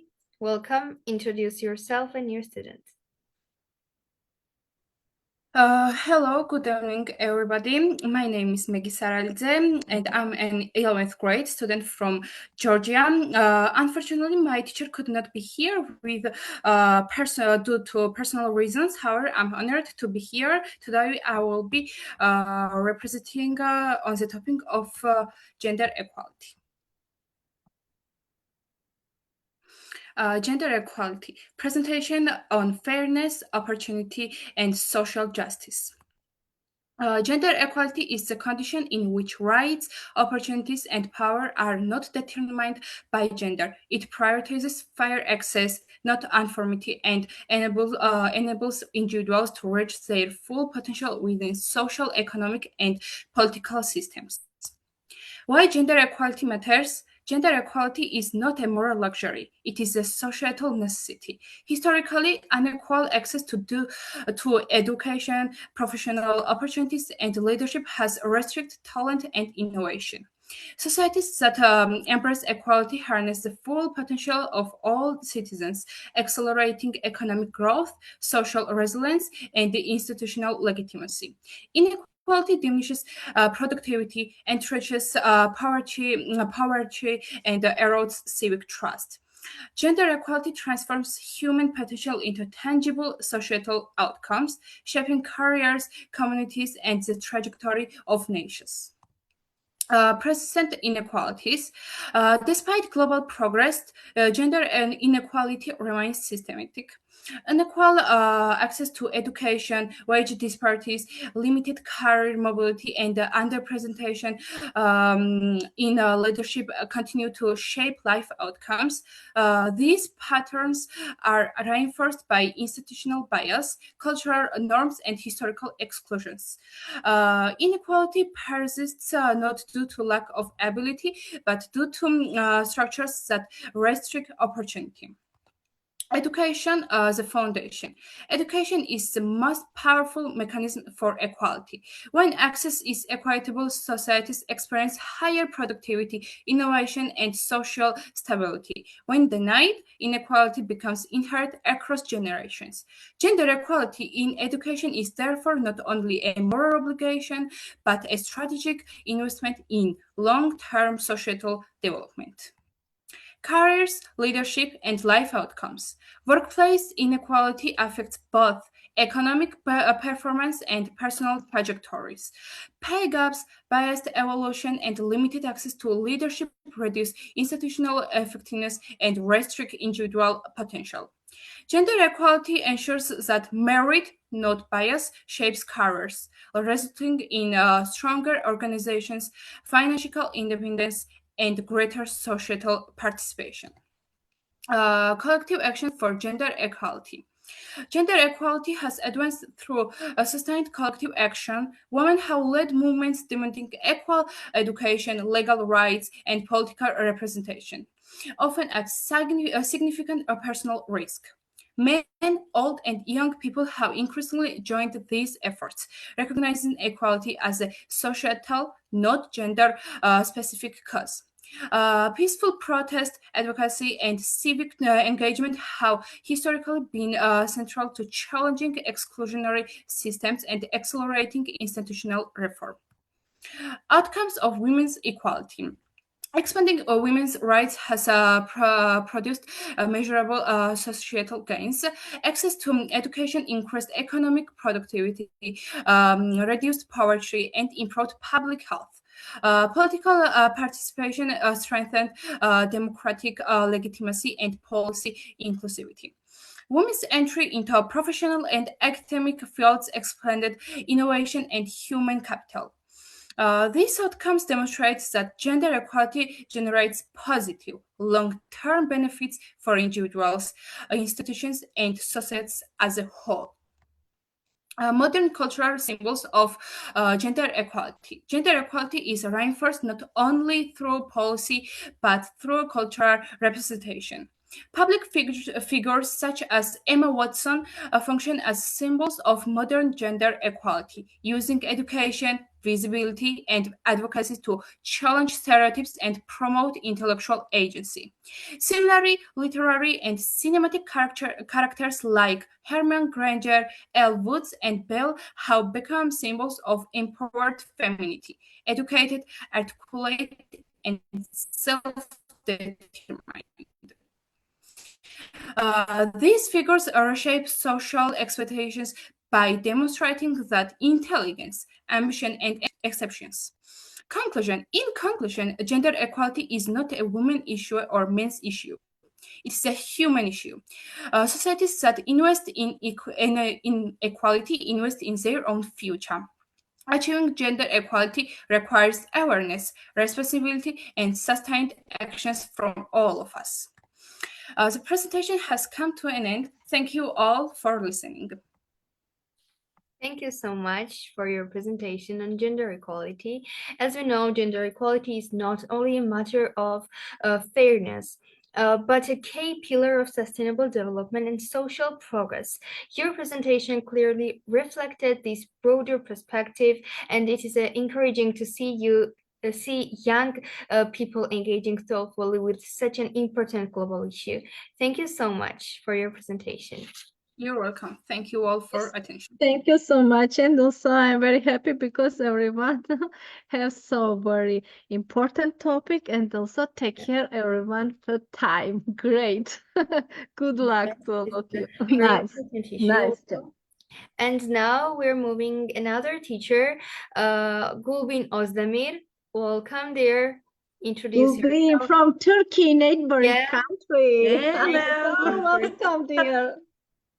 Hello, dear. Hello, everyone. Good evening. I hope you're just having a pleasant day and evening. I don't know. So that must be evening everywhere, right? So, first of all, I'd like to express my heartfelt gratitude and thanks to the wonderful organizers of Teachers Community Georgia and Inga, to you, for once again giving me and my students this incredible opportunity to participate in this conference for the third time. So it's such an honor for us. Thank you so much. And we're deeply grateful to be part of such a supportive and visionary community. I wish we had this kind of community in Turkey, but hopefully we could have it, or we will have it in the future. So I'd like to introduce my students right now, but first of all, I'd like to highlight that, of course, as you may all know, we have 17 goals offered by the UN. So we have 17 Sustainable Development Goals, and I think 13 of them climate action, and the 17 of it partnerships for the goals. Okay, I can't speak English right now. And we have responsible consumption and production, because I can't read. Normally, I would like to talk, and now I have to read something, and yeah, okay, you see. So Batu and Mirai, these are my wonderful students, and they are ninth grade right now. They're high schoolers, and they will be presenting EU partnership for local climate to you. And also we have Melis and Fatih. They are 10th graders. They're high schoolers as well. And they will be presenting Zero Waste in Turkey. And this is quite popular and prestigious program and project. And also the other is another prestigious program in Turkey. So I think we're going to start with Batu and Miray right now. And the floor is yours. My dear Thank students. you. You can share your screen, I guess. I don't know. Okay. So Can you see it? Yes. Okay. So today we're going to talk about European Union Partnership for Local Climate Action in Turkey. Yeah. First, we're going to introduce ourselves. My name is Batuhan. I'm 15 years old and I'm in 9th grade. I'm from Turkey and I live in Antalya. Hi everyone, I'm Miray. I'm 15 years old. I'm in 9th grade. I'm from Turkey and I live in Antalya too. We are students at the Center of Gifted and Talented Students. We are making projects, learning new things, and trying to improve ourselves here. This is our logo and our building. The European Union Partnership for Local Climate Action project in Turkey started on May 1st, 2023. It's paid for by the European Union and carried out by the United Nations Development Programme. The project's main goal is to help Turkey fight climate change by supporting local governments to take action. In the long term, this will support sustainable developments, reduce carbon emission, and make communities more resilient to climate change. More specifically, the projects aim to improve local capacity to reduce climate change and adapt to its effects. These projects' target groups include public institutions, municipalities, local governments, unions, universities, research centers, and civil society organizations. It also includes all local stakeholders and citizens. Component A aims to boost the ability to assess climate risks at the local, regional, and national levels. And Component B aims to improve local climate action planning capacity. Component C aims to boost local decision-making and improve the ability to carry out climate action. Component D aims to increase public awareness and boost the skills and cooperation of local stakeholders to carry out climate actions. And the last one, component E, aims to provide technical support to the climate change grant program. Main projects activities are climate change projection for Turkey, interactive decision support tools, pilot implementation of tools, capacity building and dissemination at national level, technical assistance for the climate change grant program. And now we're going to talk about what they do in this project. Like, for example, awareness raising conference on climate action in Turkey after COP30 held in Istanbul. This event was organized in Istanbul and its goal was to improve information sharing between stakeholders, share good examples, and increase awareness about climate talks. And the second one, Power of Education in Addressing Climate Change, discussed in Şanlıurfa. The conference took place in Şanlıurfa on 7th November 2025. The event focused on discussing non-formal education methods, raising awareness, and improving local cooperation on climate action. Yeah, and the last one, study visit to Barcelona and Madrid for best practices in local climate action. The visit helped improve climate action in Turkey by sharing knowledge and experiences from other countries. The lesson from the visit will help local authorities in Turkey make better and more sustainable climate actions. In summary, this project aims to improve Turkey's local climate actions, such as new interactive systems, informing the public, improving local climate action planning capacity, etc. European Union and Turkey works together to stop climate change and so on. Thank you for your attention. It was such an honor to be here as speakers today, and thank you for having us. Good evening. Good evening. Thank you for your presentation on climate change. As one of the most urgent global challenges, climate action requires exactly this kind of initiative. It is inspiring to see young people turning awareness into a real project and participate and practical solutions. Thank you. Okay, so thank you. And we have now Melis and Fatih, but can I just possibly share my screen? Yes. If I can. Just a sec. Sorry.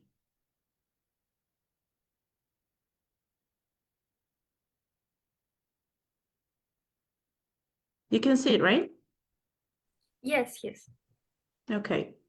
So Melis and Fatih, whenever you're ready. Hello, Hello. can you hear us? Yeah, sure. Yeah. Okay. Firstly, good evening. We are so honored to be here as a speakers tonight, and thanks so much for having us. My name is Melis. I'm from Turkey. I'm 16 years old, and I'm 10th grade. And my name is Fatih, and I'm from Turkey, and I'm 10th grade. And so, Melis. Okay. We will talk about Zero Waste. Okay, wait. Okay, what is Zero Waste? Sometimes people think Zero Waste is something like recycle, and I think Zero Waste is not about recycle. Zero Waste is an environmental philosophy that aims to reduce the amount of waste we produce. Like, the main idea is to reduce the amount of trash we create. So the main goal is to protect the environment and create a more sustainable future. But it's not just a trash. It's way of thinking and living in life. Zero waste or recycling. Many people think zero waste and recycle are the same, but they have so many differences. For example, recycling managed waste offer the day after the produces, it's helped turn old materials into a new products. But however, zero waste focuses on preventing the waste and encourages reducing and reusing first, and reducing system to create less trash. And we can continue. And now I'll talk about why is zero waste important. And zero waste is important because the amount of waste in the world is increasing every year. And it saves our limited resources, and it creates less trash for landfills. It helps to fight climate change, and it teaches us the 5R rules. And these 5R rules. So next page. The 5R rules is the main principle of zero waste, and these are refuse, reduce, reuse, recycle, and drought. Drought means compost, it's the same thing, and recycle spared waste correctly so materials can be processed again, and reuse choose reusable products inside of traceable ones, and reduce use less and avoid overconsumption. If you say no to things you do not need. And so Melis.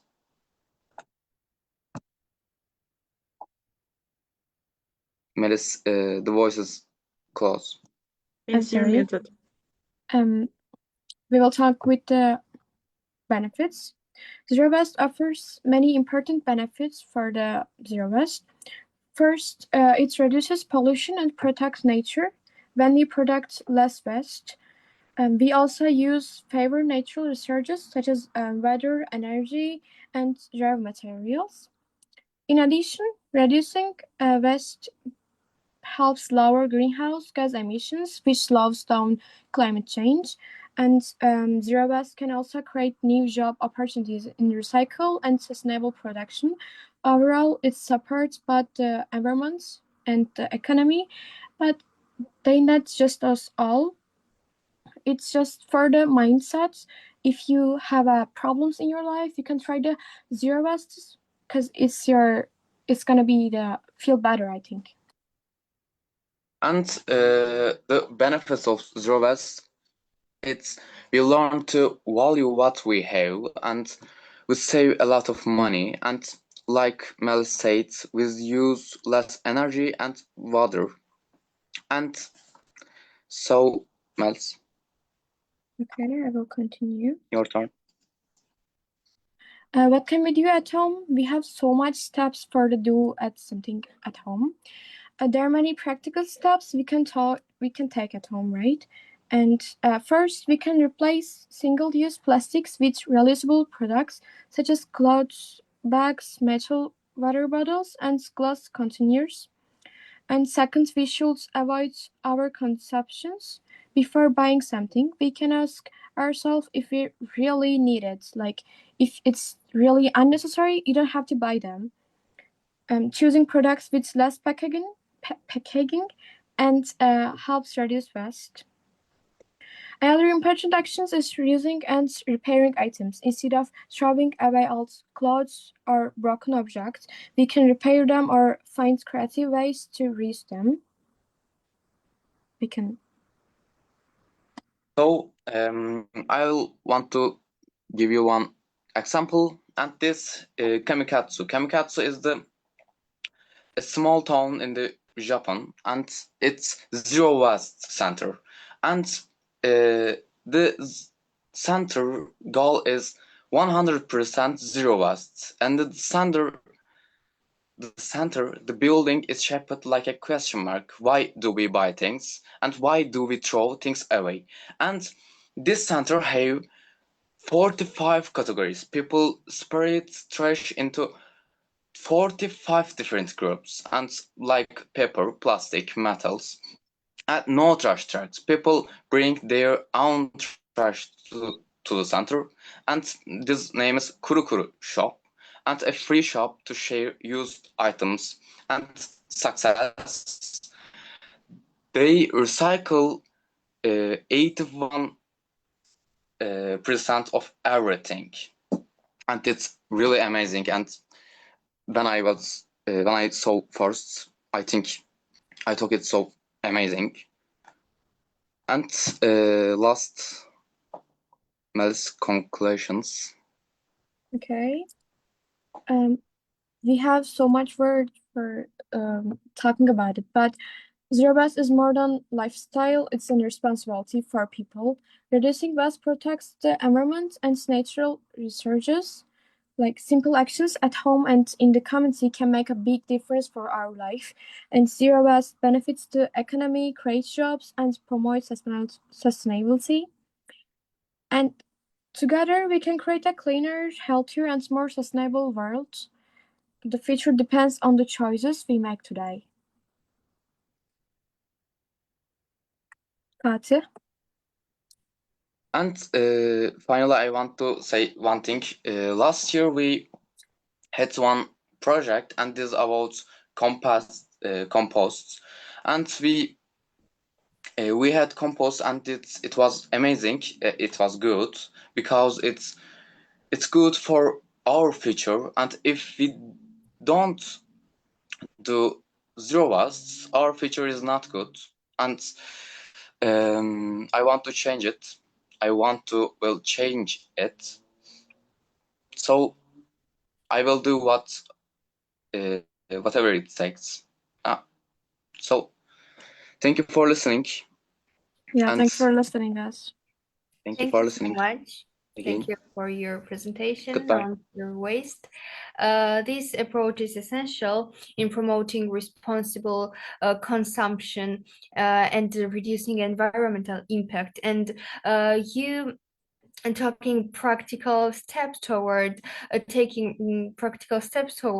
sustainability and showing that small actions can contribute to long-term challenge. Your project clearly demonstrates how awareness can be transformed into responsible habits and real environmental impact. Thank you so much. And we're moving to Georgia again, and we have here very great teacher, Mariam Mamagulashvili, and introduce yourself and your students. Hello, everyone. I am Marita Cherkezishvili, a senior English teacher from Signagi, Georgia. My student and I are honored to participate in this forum. This conference addresses a significant subject, and we're grateful for this opportunity. I would now like to introduce my student, Luca Babakishvili, who is a 10th grader, who will present an insightful perspective from a teenager's point of view. Luca, the floor is yours. I wish all the participants a successful session. I believe it's crucial for everyone to grasp the essence of sustainable development and realize the transformative impact that young people can have on our future. Our presentation topic is the future generation for sustainable development, and the subtitle of our presentation is a new ethics and responsibility. Luca, please share your screen.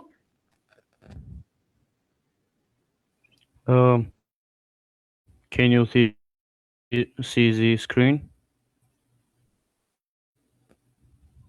Yes. Can you see the screen? So I'll start. Hello. I'm delighted to be a speaker at a significant conference. It is truly a great challenge for me. I am Luca Babakishvili from Georgia, a 10th grade student at Magaro Public School in Signagi. My English teacher is Marita Cherkezishvili, who is my greatest motivation. I want to thank Marita for joining me in this project, and also want to thank you guys to let me present my presentation in front of you. So let's start. Before we dive into the details, I want us to pause for a moment and consider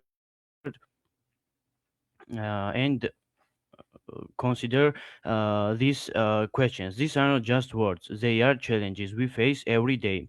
We are speaking about the future.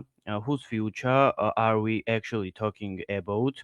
Is sustainability just a technical problem to be solved, or is it a test of our character? What kind of world will we leave behind, not as students, but as the architects of new era? Beyond ecology. These are the bullet points, and you can see the pictures from left side. This beyond ecology. Often when we hear sustainability, we only think about the nature, but it's much broader than that. It's about fundamental change in our mindset. This cognitive revolution must start with our generation, changing how we value world and value the world around us. There are several essential bullet points, such as from ego to eco, moving from self-centered to a planet-centered mindset, quality over quantity, valuing long-term health over short-term consumptions, collective responsibility, understanding that our individual choices affect the entire world, and a new ethics, teaching ourselves to respect the limits of our planet. Sustainability is a value shift. The three-pillar vision.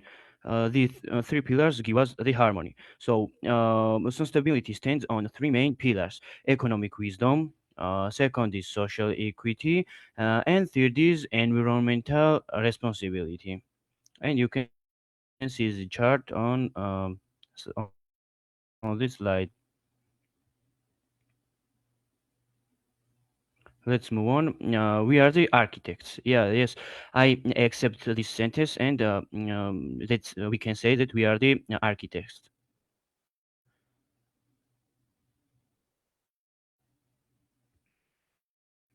You can see the learning. We are building it.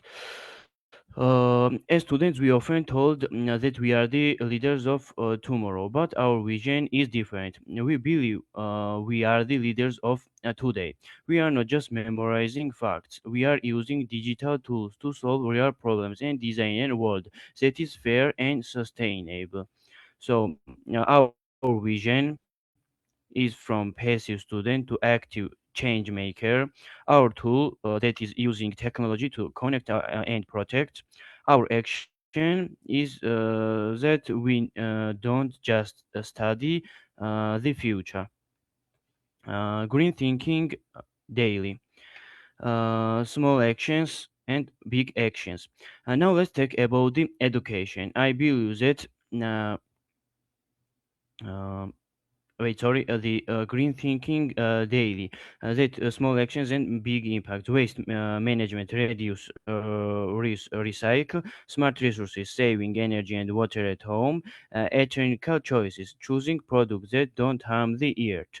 Now, sustainability does not just happen at big global meetings. It starts with our daily choices, like how we manage to waste, save energy, or choose what to buy.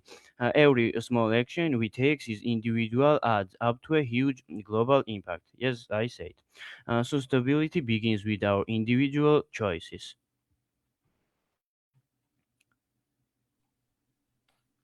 Next is modern education. Now we can talk about the modern education. I believe that school should be more than just places where we memorize facts about climate change. Instead of they should be innovation hubs. School should be places where we will be able to develop critical thinking and learn how to solve problems creatively. We need skills such as critical thinking and problem solving skills to decide how to fix it. We are future thinkers in training. So education is our greatest tool for change. A vision for tomorrow. You can look at the pictures on the slide. A vision for tomorrow. In the end, I want to introduce an image which deserves the evolution of the world. Change our energy and sense of justice are the best resources we have. Our generation has the enough energy, the creativity, and the sense of justice to achieve this harmony. We are not dreamers, we are builders. It's a mission for today. We are not waiting for the future, we are constructing it today. In conclusion, we can say that the future is not place we are going to, but one we are creating. Thank you guys for listening and thank you for your attention. Thank you for this amazing you, Luca. presentation. The idea of next generation shaping sustainable development is very necessary in today's world and very powerful also. Real change depends on young people who are informed, who are engaged, and willing to take responsibility. It is encouraging to see such awareness and vision for the future. Thank you so much. And now Thank you. we're moving to Armenia, our neighboring country, and we have amazing teacher, Mrs. Alisa Durgarian. Welcome, dear. Introduce yourself and your students. Good luck. Good evening. I hope that am I audible for you? Yeah. Okay, good evening one more time, and really glad to be here one more time with another student already just representing my country. I'm Dr. Alisa Durgarian, an international trainer and expert in pedagogy and methodology, teaching and training in different countries at the same time. And today I have one of my students, Mary, who is from Armenia, from Global Bridge School, and she's here, I hope. Mary, are you here? Good evening, everyone. Can you hear me? Yes, we hear you. Can you just turn on your camera for a moment? I tried to, but it doesn't work. I'm sorry. Okay, just introduce yourself and share your screen. I can start. As Miss Ali said, I'm from Armenia. I'm very glad to be here tonight. And my presentation topic is SDG number 1, no poverty. Let me share a screen with you.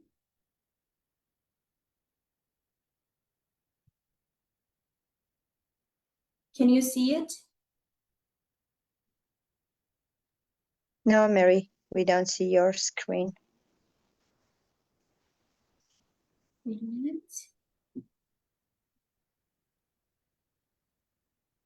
Is it available now? No, Mary. Mary, maybe have you just joined with your laptop? Yes. Wait a minute. I'll be back.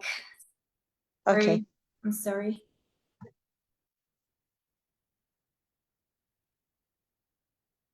She's going just to talk about the poverty, and she has already made her presentation. Yes. Because today we have just discussed about it. It will be What very she's going interesting. just to talk about, yes. And she has shared. I will just try. She's having some problem. Maybe I will just try from my side to Mary. If you want, I can just try from my side.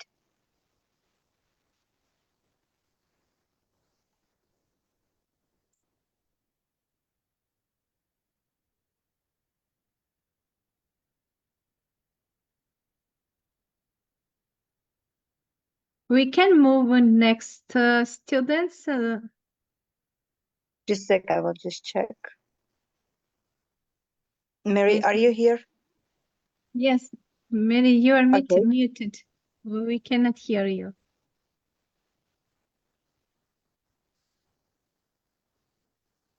Mary, I'm Mary, s- please yes. mute yourself. I'm sorry. Okay, now we see you and hear you. Mm-hmm. Now you Yes. can share your screen. Yes, it's coming. Good luck, my dear. Nice. Okay, just make it. Okay, Can you great. see it now, Miss Ellis? Can you see it? Yes, please click on hide just to take away this one. Okay, now we can start. Okay, thank you.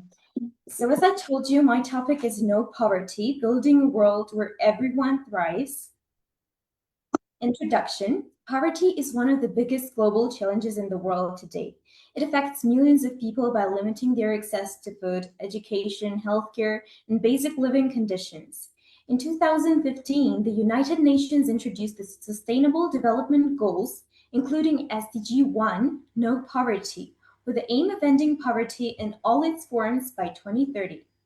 Understanding where poverty comes from and how it impacts society is the first step towards creating real and lasting solutions. So what am I going to talk about? What does no poverty mean? Where does poverty come from? What does poverty affect and how we can help to fight poverty? So SDG 1, no poverty. What does no poverty mean? First of all, it means that no one lives in extreme poverty. People have access to food, clean water, and shelter. People have stable jobs and fair income, and vulnerable groups are protected. Causes of poverty. To fight poverty, we first of all have to understand what causes it. So number one reason why we face poverty is unemployment and low wages. People do not earn enough to cover their basic needs. Then lack of education, limited skills, reduced job opportunities and income.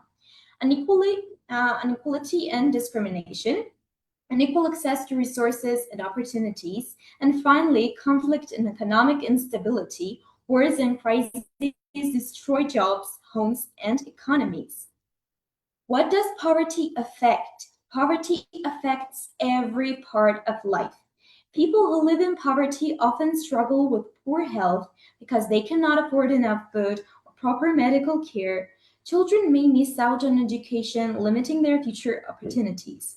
Economies also suffer as people who are poor have fewer resources to contribute to growth and development. On top of that, poverty can create social instability, leading to inequality, crime, and tension in communities. And it's not only those who are poor. Poverty affects not only those who live in it, but also everyone around them. When a large part of society struggles to meet basic ends, economies grow more slowly because fewer people can invest, work productively, or innovate. Social systems like healthcare and education become overburdened, affecting even those who are better off. In a sense, persistent poverty weakens the social and economic fabric that benefits everyone. So how can we fight against poverty? The main thing to remember is that we can achieve any goal if we stand together as one. So first of all, I have to show you the role of government. Governments play a crucial role in fighting poverty. They can create jobs and ensure fair wages so people can make their basic needs. Governments can provide social protection programs like pensions, child support, and unemployment benefits to help vulnerable populations. Investing in education, healthcare, and infrastructure gives everyone better opportunities to improve their lives. Strong laws and policies can reduce inequality and protect human rights, also make it easier for people to escape poverty. But how can we help to fight poverty?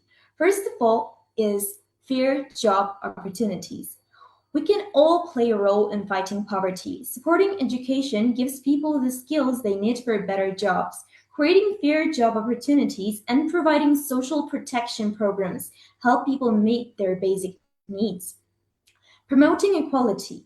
When everyone, regardless of gender, race, or background, has equal access to resources, more people can earn a stable income and improve their living conditions. Supporting equal pay and removing barriers for marginalized communities not only helps individuals escape poverty, but also strengthens entire societies. And you can make a difference. Even small actions like volunteering, donating, or raising awareness can make a difference. Together, these efforts can help build a world where no one is left behind. That's it. Thank you for your attention. Thank you for your amazing presentation. On no poverty. Poverty reduction is at the core of sustainable development as it directly influences access to education, healthcare, and also equal opportunities. Your presentation highlighted why addressing inequality and supporting vulnerable communities is essential for building a more just and stable society. Thank you so much for that. Thank you for listening. So our next teacher will be Lusanelo Maya. Welcome. Introduce yourself and your students. Good luck.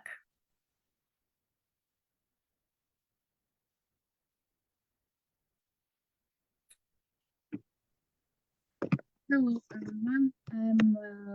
I'm so glad to see here you again in the conference. My teacher Lusanelo Maya, are you here? She's my biological teacher. So we will introduce our presentation about our project. And now I will share my screen. Good luck, Lizzie. You're amazing. Thank you very much. Okay. We cannot see dear Lusana, but we hear. Don't worry. We are with you. Okay. Good luck.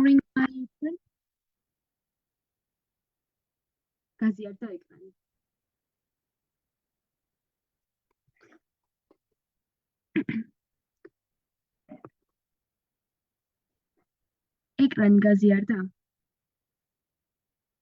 Yes, yes, my dear.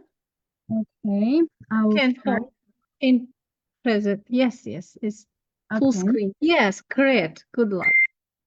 Hello everyone, I'm Lucy Walde, in 8th grade student at Tbilisi Public School number 108. Today I would like to present to you our project, which is about the future of our planet and how we students can change the world for the better. Our goal was not just theoretical education. We want to awaken ecological responsibility in each students. The project focuses on three main areas: waste management, biodiversity, and digital cleaning. We believe that caring for the environmental begins not with words but with action. Due with the format of the conference, some supporting documents have been reduced in the presentation. If you are interested, we can present them in full. The project involved 18 teachers and 85 students for 5 different countries, Georgia, Serbia, Romania, North Macedonia, and Turkey, in accordance with international e-twinning protocols. Parental consent was first obtained. Teacher integrated the topics into curriculums. We mapped our school, introduced ourselves to international peers using avatars and held interesting online meetings. We worked on the project logo and then chose the project logo through electronic voting. At the same time, we and our parents filled out electronic questionnaires, which aimed to find out what information we had about environmental pollution, cleaning, and energy saving. We introduced our foreign peers to New Year tradition of our country.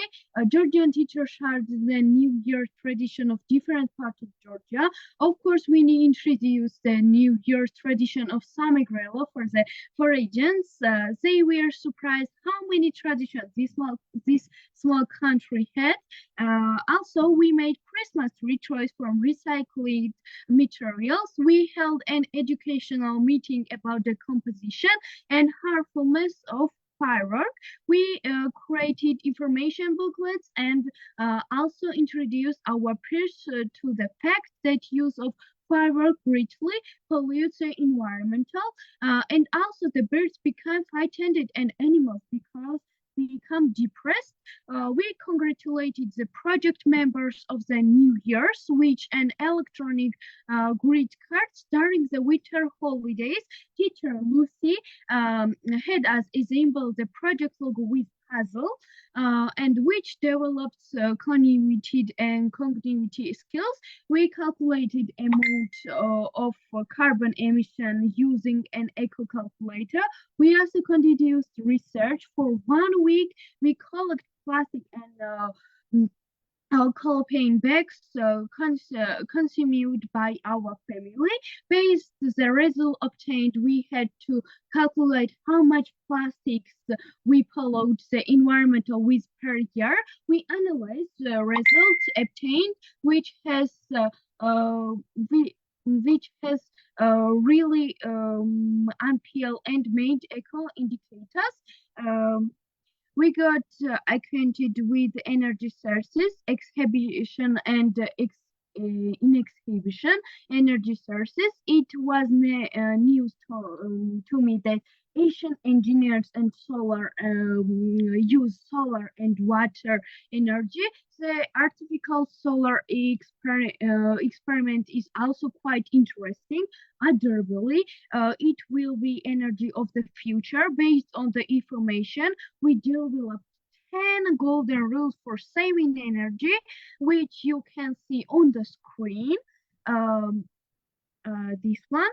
And we'll learn about effect of plastic of the human body nature and the periods of its decomposition. At the end of the activity, we took a test and checked how we understand the material, explain it. And as a result of digital cleaning, we cleaned 132 gigabytes. If we have 250 grams of carbon dioxide by deleting 1 gigabyte, it turned out that we save 36 kilograms of carbon dioxide. This is how we help nature. I won the competition and took first place. We take care of ears, plant various plants, share information about global warming, and engaged in various activities with my peers. An eco alphabet was created within the framework of the project. Its symbols of the English languages correspondent to a type of pollution ecological threat, about the catastrophic situation in Amazon jungle, called the Lung of the Years, about the current state of its flora and fauna, also about the impact of virus pollution on the years. Biomass. Every page is accompanied by the main line. There is no other plant. There is a common home. I will show you now our echo amban if it's can you see? Can you see?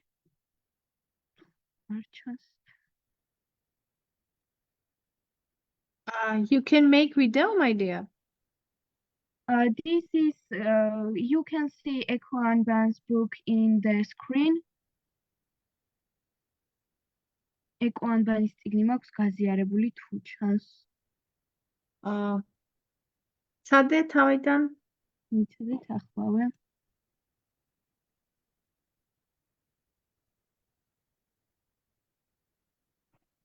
ეხლა გამოჩნდა?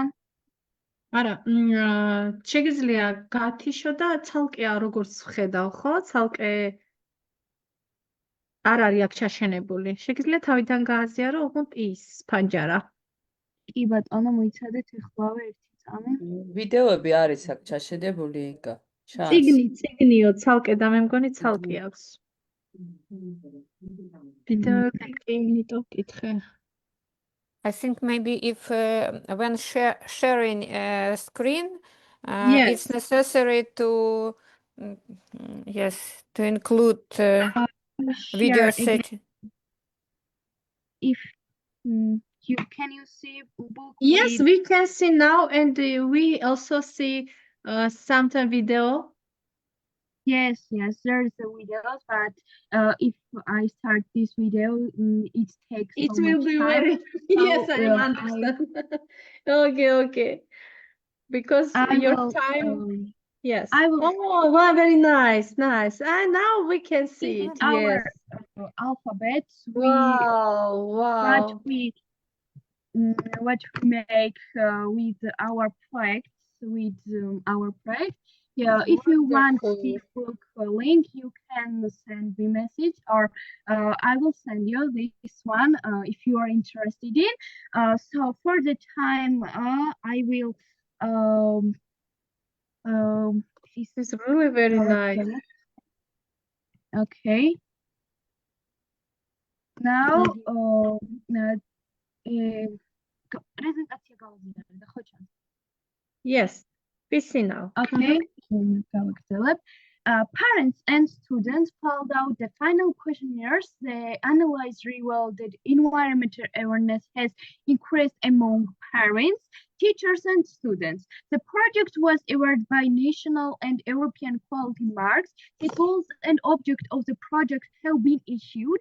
We have developed English for communication, improved our level of mastery of digital technologies, engaged in various environmental activities, developed the role of modern citizen. It is desirable to have many similar projects since there is no other plans. The earth is our common home. And end of the presentation, I would like to reseal the word of Antian de Saint-Exupéry. We don't hear the ears from our ancestor, but we borrow it from our children. This is our main motivation. We will not give up on this. We will continue our environmental activities this year as well. Thank you very much for your attention. This was incredible case for me. Wow. რომელ კლასში ბრძანდებით? 8th grade. 8th grade. Wow. Thank you so much. Thank you for sharing your amazing and powerful project with us. I was truly impressed to see the range of initiatives you are working on. The diversity and practical nature of your project clearly demonstrates strong commitment, creativity, and active engagement. It is especially encouraging to see ideas being transformed into concentrated action. Thank you so much. It was really amazing. Yes, absolutely. Thank you so much. Also, dear Lucy, Lomaya, and you, of course, my beautiful. Good luck. Thank you so And much. just a second, I want to move to ჩვენთან არის შავლეგო ჭკადუა. თუ არის ჩვენთან, უბრალოდ მინდა შევამოწმო. ხომ არ არის ჩვენთან შავლეგო ჭკადუა? ქალბატონი მაკა სიხარულიძის მოსწავლე. თუ არის, მოკლედ შეუძლია ხელი აიწვიოს. Okay, Ellen, go ahead, please. Yes, our next speaker, first of all, teacher will be Maka Sikharulidze. No, Ellen. She's not here. Oh, sorry. That's why I invite Shavlego. Okay, you can move. Okay, then Next. our next teacher will be Jenny Uchukori. Welcome. Introduce yourself and your student. Good luck.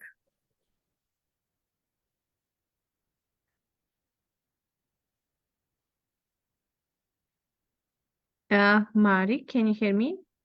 Kalbato Jenny. Okay, next. Okay, our next teacher will be Mary Tortladze.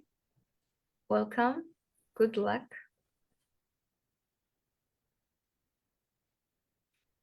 Mariam and Alexandra. Can you hear me? Yes, we are here. Oh, nice, my dear. Good luck. Stage is yours. Good luck. You can share presentation. And go ahead. Alexandra, are you here? Alexandra is here, but now he muted. Alexandra? Hello?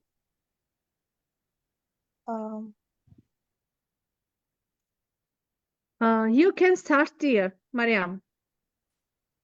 1 minute. I think Alexandra has got a microphone problem. Yes. But you can start. Oh, Alexandra microphone is exiting up. You have presentation? I'm going to join with my phone. Yes, he joined from phone. Okay. You have presentation. You can share. Alexandra has got presentation, so he shared and he's starting first speaking. Okay. Oh, You Alexandra. can introduce yourself. Hello, my name is Mariam Mamagulashvili. My teacher is Mary Tortladze. And today we make a presentation. And so, Alexandra, let's start.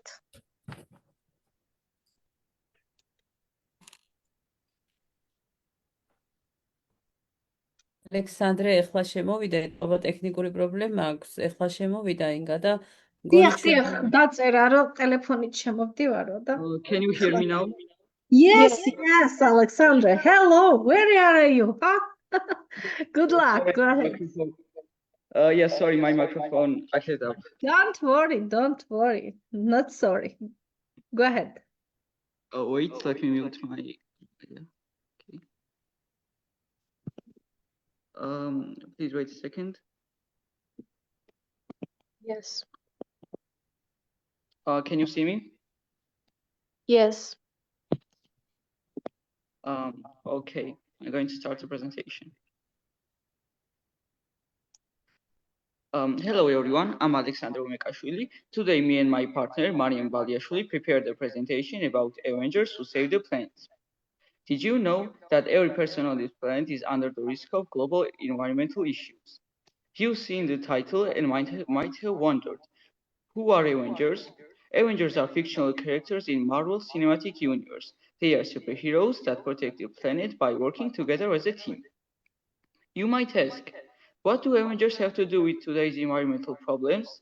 If we compare Avengers to humans, difference is that we harm the planet by our actions and don't work together as a team to solve its problems. So the answer to Earth's ecological problems is simple. We have to be like Avengers. One of Earth's biggest problems is climate change. Climate change is a long-term change to Earth's weather and temperature patterns. Human activities such as burning fossil fuels, deforestation, and pollution release greenhouse gases that trap the heat in atmosphere. This causes global warming, melting glaciers, rising sea levels, and extreme weather like storms, droughts, and floods. Mari, continue the presentation. Now I will continue the presentation. Renewable energy. Can you next slide? Solar energy and hydroelectric energy. Since wind, solar, and hydroelectric power are renewable energy, separate renewable energy separates wind energy. Use wind to produce electricity. Solar energy comes from the sun and is covered into electricity using solar panels. Hydroelectric power is using flowing water to generate energy. These secrets are clean, friendly, and help reduce pollution. Next slide, please. Sensibility developed is about creating a better world for everyone today and in the future. It's not only about protecting nature, but also about improving people's lives and communities. Protect the planet, use renewable energy like wind, solar, and hydro, reduce pollution, recycle, and save water. Build a strong economy, support green business, create jobs that do not harm the environment, and use resource responsibly. Support society, ensures education, healthcare, equality, and opportunities for all people. Next, please. Examples of sensibility developed environment using reusable materials inside of plastic, protecting forests, oceans, and wildlife, and planning trees to reduce carbon dioxide. Economic, supporting green business and renewable energy projects, creating jobs that do not harm nature, and promoting responsibility, social, ensure access to education and healthcare for everyone, reduce poverty and inequality, and community environment and emissions. Global importance, sensibility development helps fight climate change. International cooperation for shared records and prepares countries for the future challenge like population growth and requires sociality. Global importance, Okay, sensibility. now I will continue. No, it's my turn. I don't end. Sensibility developed helps fight climate change. International cooperation from shared records and preps countries for future challenge like population growth and resource security. Now you can continue. Okay. So sustainable development means development that meets the needs of people today while protecting the environment, using natural resources wisely, and supporting economic growth. It ensures that the future generations will also have resources and opportunities to live a good life. Even though Marvel Universe is protected by superheroes, the only team Earth has is us. If we act together, think responsibly, and protect our planet every day, then we don't just admire heroes, we become them. So next time you see an empty bottle of water, just pick it up and throw it in the trash, so you can confidently say that you have become an Avenger. Thanks for your attention. Thanks for your attention. Thank you for such creative and engaging presentation. It was very amazing and creative. The concept of Avengers who save the planet is both imaginative and impactful. Using creativity and communicate environmental responsibility makes the message even stronger and more memorable and remarkable. It was truly refreshing to see sustainability presented in such an original and dynamic way. Thank you so much for that.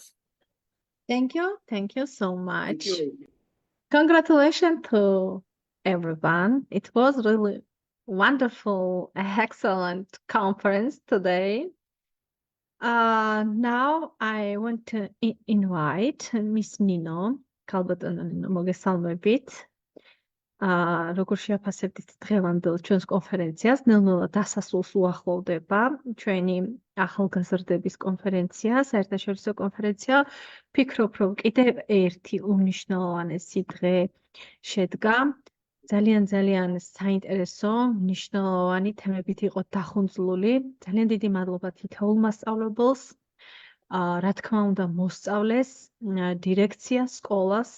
ვინც კი მცირედი წვლილი შეიტანა დღევანდელი დღის ღონისძიების ასე ვთქვათ შესაქმნელად ძალიან დიდი მადლობა.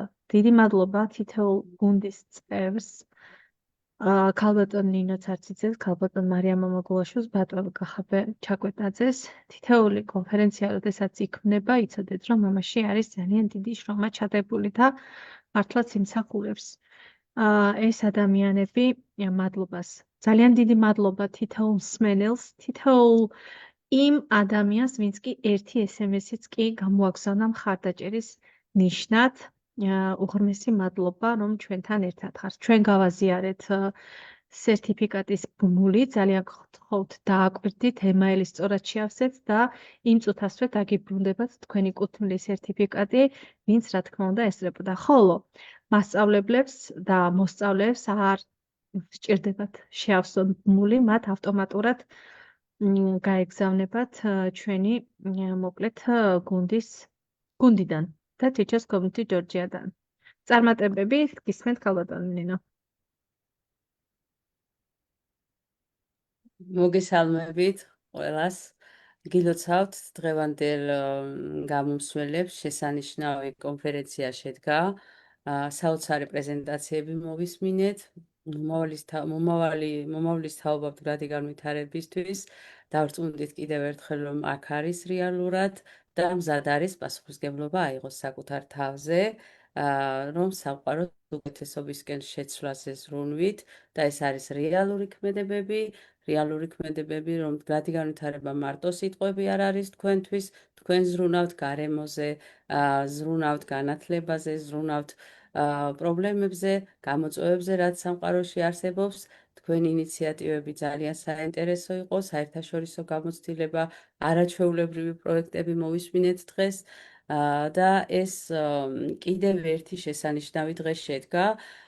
მე მინდა პირველ რიგში ჩვენს აზერბაიჯანელ კოლეგას, მეგობარს, ქალბატონ შალალი მამათლის მიულოცო დაბადების დღე და უსურვო წარმატებები მას.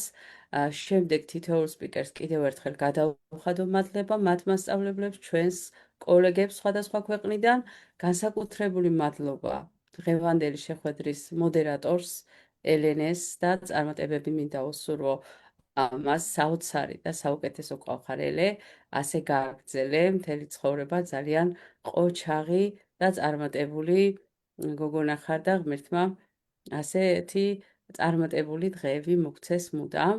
მინდა მადლობა გადავუხადო ჩვენს მაყურებლებს გულშემატკივრობისთვის, ხარში დგომისთვის და მინდა გითხრათ მოსწავლეებს და მასწავლებლებს, რომ ძალიან მნიშვნელოვანია ის დაჭერა, რომელსაც თქვენი სკოლებიდან იღებთ კომენტარების სახით, რადგან ლაივ რეჟიმში მიმდინარეობს და ეს ძალიან მნიშვნელოვანია და ამას ჩვენ ვხედავთ ხშირად სხვადასხვა სკოლის მოსწავლეები როგორ ამხნევებენ თავიანთ სპიკერს, ეამაყებათ ის და ნამდვილად საამაყოა, როდესაც ასეთი დონის კონფერენციაზე, ასეთ ამამად გამოდიხართ და საუბრობთ გამოწვევებზე, რაც დღევანდელ მსოფლიოში არსებობს და ყოველთვის სათანადო ადგილას დგას ჩვენი ქვეყანა და არა მარტო ჩვენი ქვეყანა, მე ვამაყობ ყველა იმ ახალგაზრდით, რომელიც დღეს აქ იყო.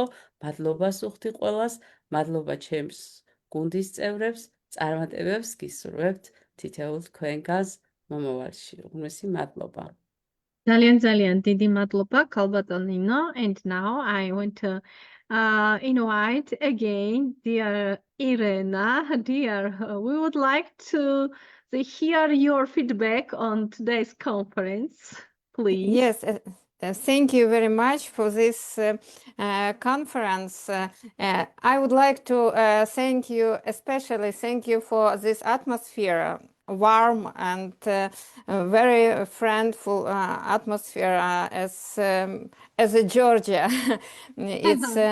It's nature of Georgia. As for me, I felt it and feeling it during this conference. And thank you very much for this interesting event. And also, I would like to admit variants of topics regarding sustainable development goals from the strategic level about partnership, collaboration, different cases, problem description, problem solving ways, each goal justification, why it's so important. So this the content of this conference was so rich, and I think that we enhance each other knowledge in this area and learn from each other a lot of interesting things. And thank you, Georgian teacher community, for this event, and a special thanks for Kalbatona Inga, for Dr. Inga. Yes, I know some words in Georgian. And thank you, Elene, for great moderating this process, professional moderating, professional English, professional comments concerning the topics. So many thanks for all, and I'm looking forward the future such events, and it will be an honor for us from Ukraine, from our Kyiv National Economic University, to join again to such events. Thank you very much. Zali Andidi Madloba. Very welcome. Sermatebulitge and Nachwam this. I will glad to see you again. Thank you. Thank you so much. Thank you. Thank you. Oh, nice, very nice. Gulbin, you are here, dear. Sorry for my Georgian. I'm only starting to learn it, so it's only the first words which I know, but I will try to do my best. You are amazing, my dear. You are amazing, and I know one day we meet also in Tbilisi in summit. I hope. I hope, yes.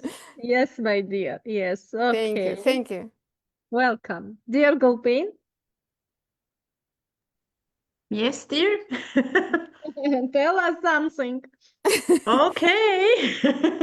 But if you let me, you'll have to wait like until tomorrow or something. So, okay.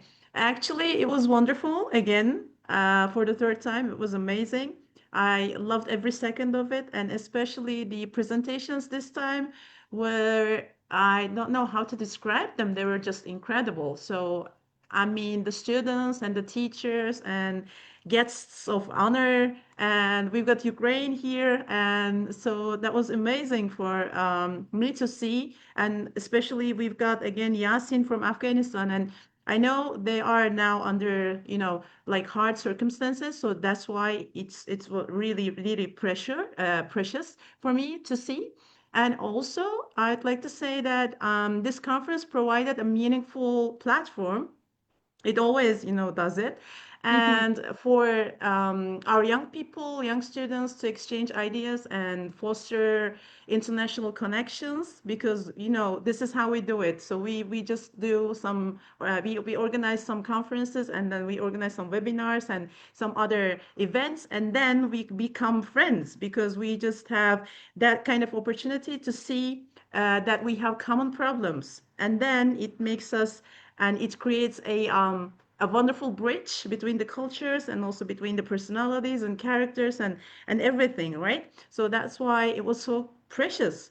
And so because of those, thanks to those international connections, we also have that opportunity to grow both personally and professionally as teachers. I mean, lifelong learners, and also our students. So that's why this experience has always been, and is always, and maybe will be, hopefully, enriching all the time, motivating, and truly memorable. Thank you so much, Inga. And thank you so much, Elene. You're a great moderator, as always. Thank you so much. Thank And you. Shalala, if you can hear me, happy birthday. Happy birthday. Shalom. Happy birthday.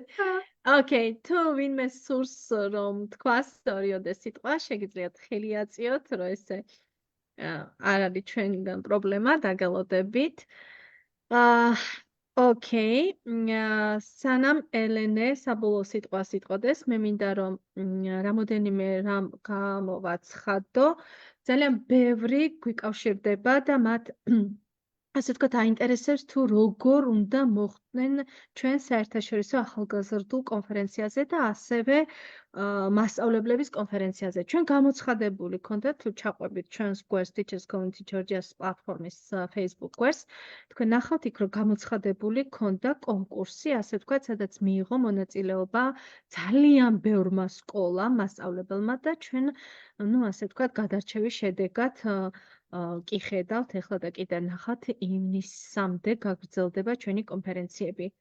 არ ვიცი, ჩვენ გუნდი მოვილაპარაკეთ, შეიძლება ერთი დღით კიდევ გავხსნათ სარეგისტრაციო ბმული, ვინაიდან და რადგანაც ძალიან ბევრს სურს მიიღოს მონაწილეობა, რა ვქნათ, ჩვენს მაქსიმალურად ვცდილობთ, რაც შეიძლება მეტი მასწავლებელი მოსწავლე სკოლა ჩაერთოს ზოგადად ამ უმნიშვნელოვანეს, მართლაც უმნიშვნელოვანეს კონფერენციაში, მაგრამ ჩვენ პირობას ვდებთ, რომ გაგრძელდება, რა თქმა უნდა, მომავალ წელსაც და ვეცდებით, რომ თვეში ორჯერ ჩავატაროთ, მაგრამ ვერ დაგპირდებით. ვინაიდან და რადგანაც ეს მოითხოვს ძალიან დიდ შრომას. თითოეულ კონფერენციას, როდესაც უგეგმავთ, მას წინ უძღვის ორკვირიანი, რა ვიცი, როგორ გითხრათ, დღე და ღამე და უძილარი ღამეები, ასე რომ არ გაგვიბრაზდეთ, მაქსიმალურად ვეცდებით, რომ ყველას მივაღებინოთ მონაწილეობა, მაგრამ ეტაპობრივად. ძალიან გთხოვთ, გაგვიგოთ ჩვენს. რაც შეეხება სიახლეს, თქვენ იცით, რომ 25 აპრილს საერთაშორისო გლობალური სამიტი იგეგმება და ჩვენ ვემზადებით დაინტერესების შემთხვევაში, გთხოვთ პირადად მოგწერეთ და ჩვენ დაგაკვალიანებთ ყველაფერს და მე უკვე გადაწყვეტეთ, ღირს თუ არა დაესწროთ გვესმის რაღაც სხვადასხვა ხმები, ძალიან გთხოვთ, ჩვენ პირადად დაგვიკავშირდით და ჩვენ აგიხსნით ყველაფერს. ვინაიდან და რადგანაც კიდევ ერთხელ გავუსვამ ხაზს. არ აგვერიოს ერთმანეთი. Teachers Community Georgia, საქართველოს მასწავლებელთა საზოგადოება ონლაინ სივრცეში მუშაობს სრულიად უფასოდ. ჩვენი კეთილი ნებაა. რაც შეეხება საერთაშორისო სამიტებს პარტნიორ ორგანიზაციასთან ერთად, რომელიც არის დაგეგმილი, იქ რა თქმა უნდა არ იქნება უფასო, ვინაიდან და რადგანაც სპონსორი არ ყავს და ჩვენ თვითონ მიხდით თანხასაც. ეს არის სურვილი სამეფო, ვისაც უნდა შემოუერთდება, ვისაც არა, რა თქმა უნდა, არ შემოგვიერთდება. წარმატებები ყველას, კოცნით, გეხვევით, გიგზავნით ძალიან დიდ სიყვარულს და პატივისცემას და ახლა კი ჩვენი ღონისძიება დასასრულს მივუახლოვ და კიდევ ერთხელ გილოცავთ ყველას და 2 დღის განმავლობაში, მაქსიმუმ 2 დღის განმავლობაში, ყველა სკოლა, დღევანდელი ყველა მონაწილე, სპიკერი, მასწავლებელი მიიღებს როგორც მასწავლებლის, ასე ვთქვათ, სერტიფიკატს, ასევე როგორც დასწრების და ასევე მომხსენებლები ყველა მიიღებენ სპიკერის სერტიფიკატს და რა თქმა უნდა, ასევე ყველა სკოლა მიიღებს მადლობის, ასე ვთქვათ, წელს და სერტიფიკატს. წარმატებები, please, Ellen, now is stage yours and we conclusion now. Okay, as we bring meaningful conference to a close, I would like to take a moment to express my deepest and most sincere gratitude to everyone who made this event possible. First and foremost, my heartfelt thanks to go to the Organizers, of course, behind every successful session, every speaker, and every smooth transition was your hard work, careful planning, and unwavering commitment to excellence. Your effort reminds us that strong leadership and teamwork are the foundation of impactful change. I would also like to extend my profound appreciation to our teachers. You are the true architects of the future. Every day in your classroom, you go beyond textbooks and exams. You nurture curiosity, critical thinking, empathy, and resilience. Your work is not only a profession. It is a mission with lasting global impact. Special thanks to the schools and educational institutions that supported this initiative. Your trust, partnership is very important to innovation, creating environments where creativity flourish and collaboration becomes possible. And of course, I would like to express my sincere gratitude to our participant and audience. A conference is not defined only by its speakers, but by the energy of those who listen, who learn, and contribute. Your presence here demonstrates a shared commitment to growth, cooperation, and meaningful change. Together, we have shared ideas, built connections across countries, and strengthen our common belief in the power of education. The conversations we began today will continue for beyond this event, in classrooms, communities, projects, and partnership. Thank you all for your dedication, your passion, and your courage to be part of something greater than ourselves. May we move forward united, inspired, and ready to transform our world together. Thank you.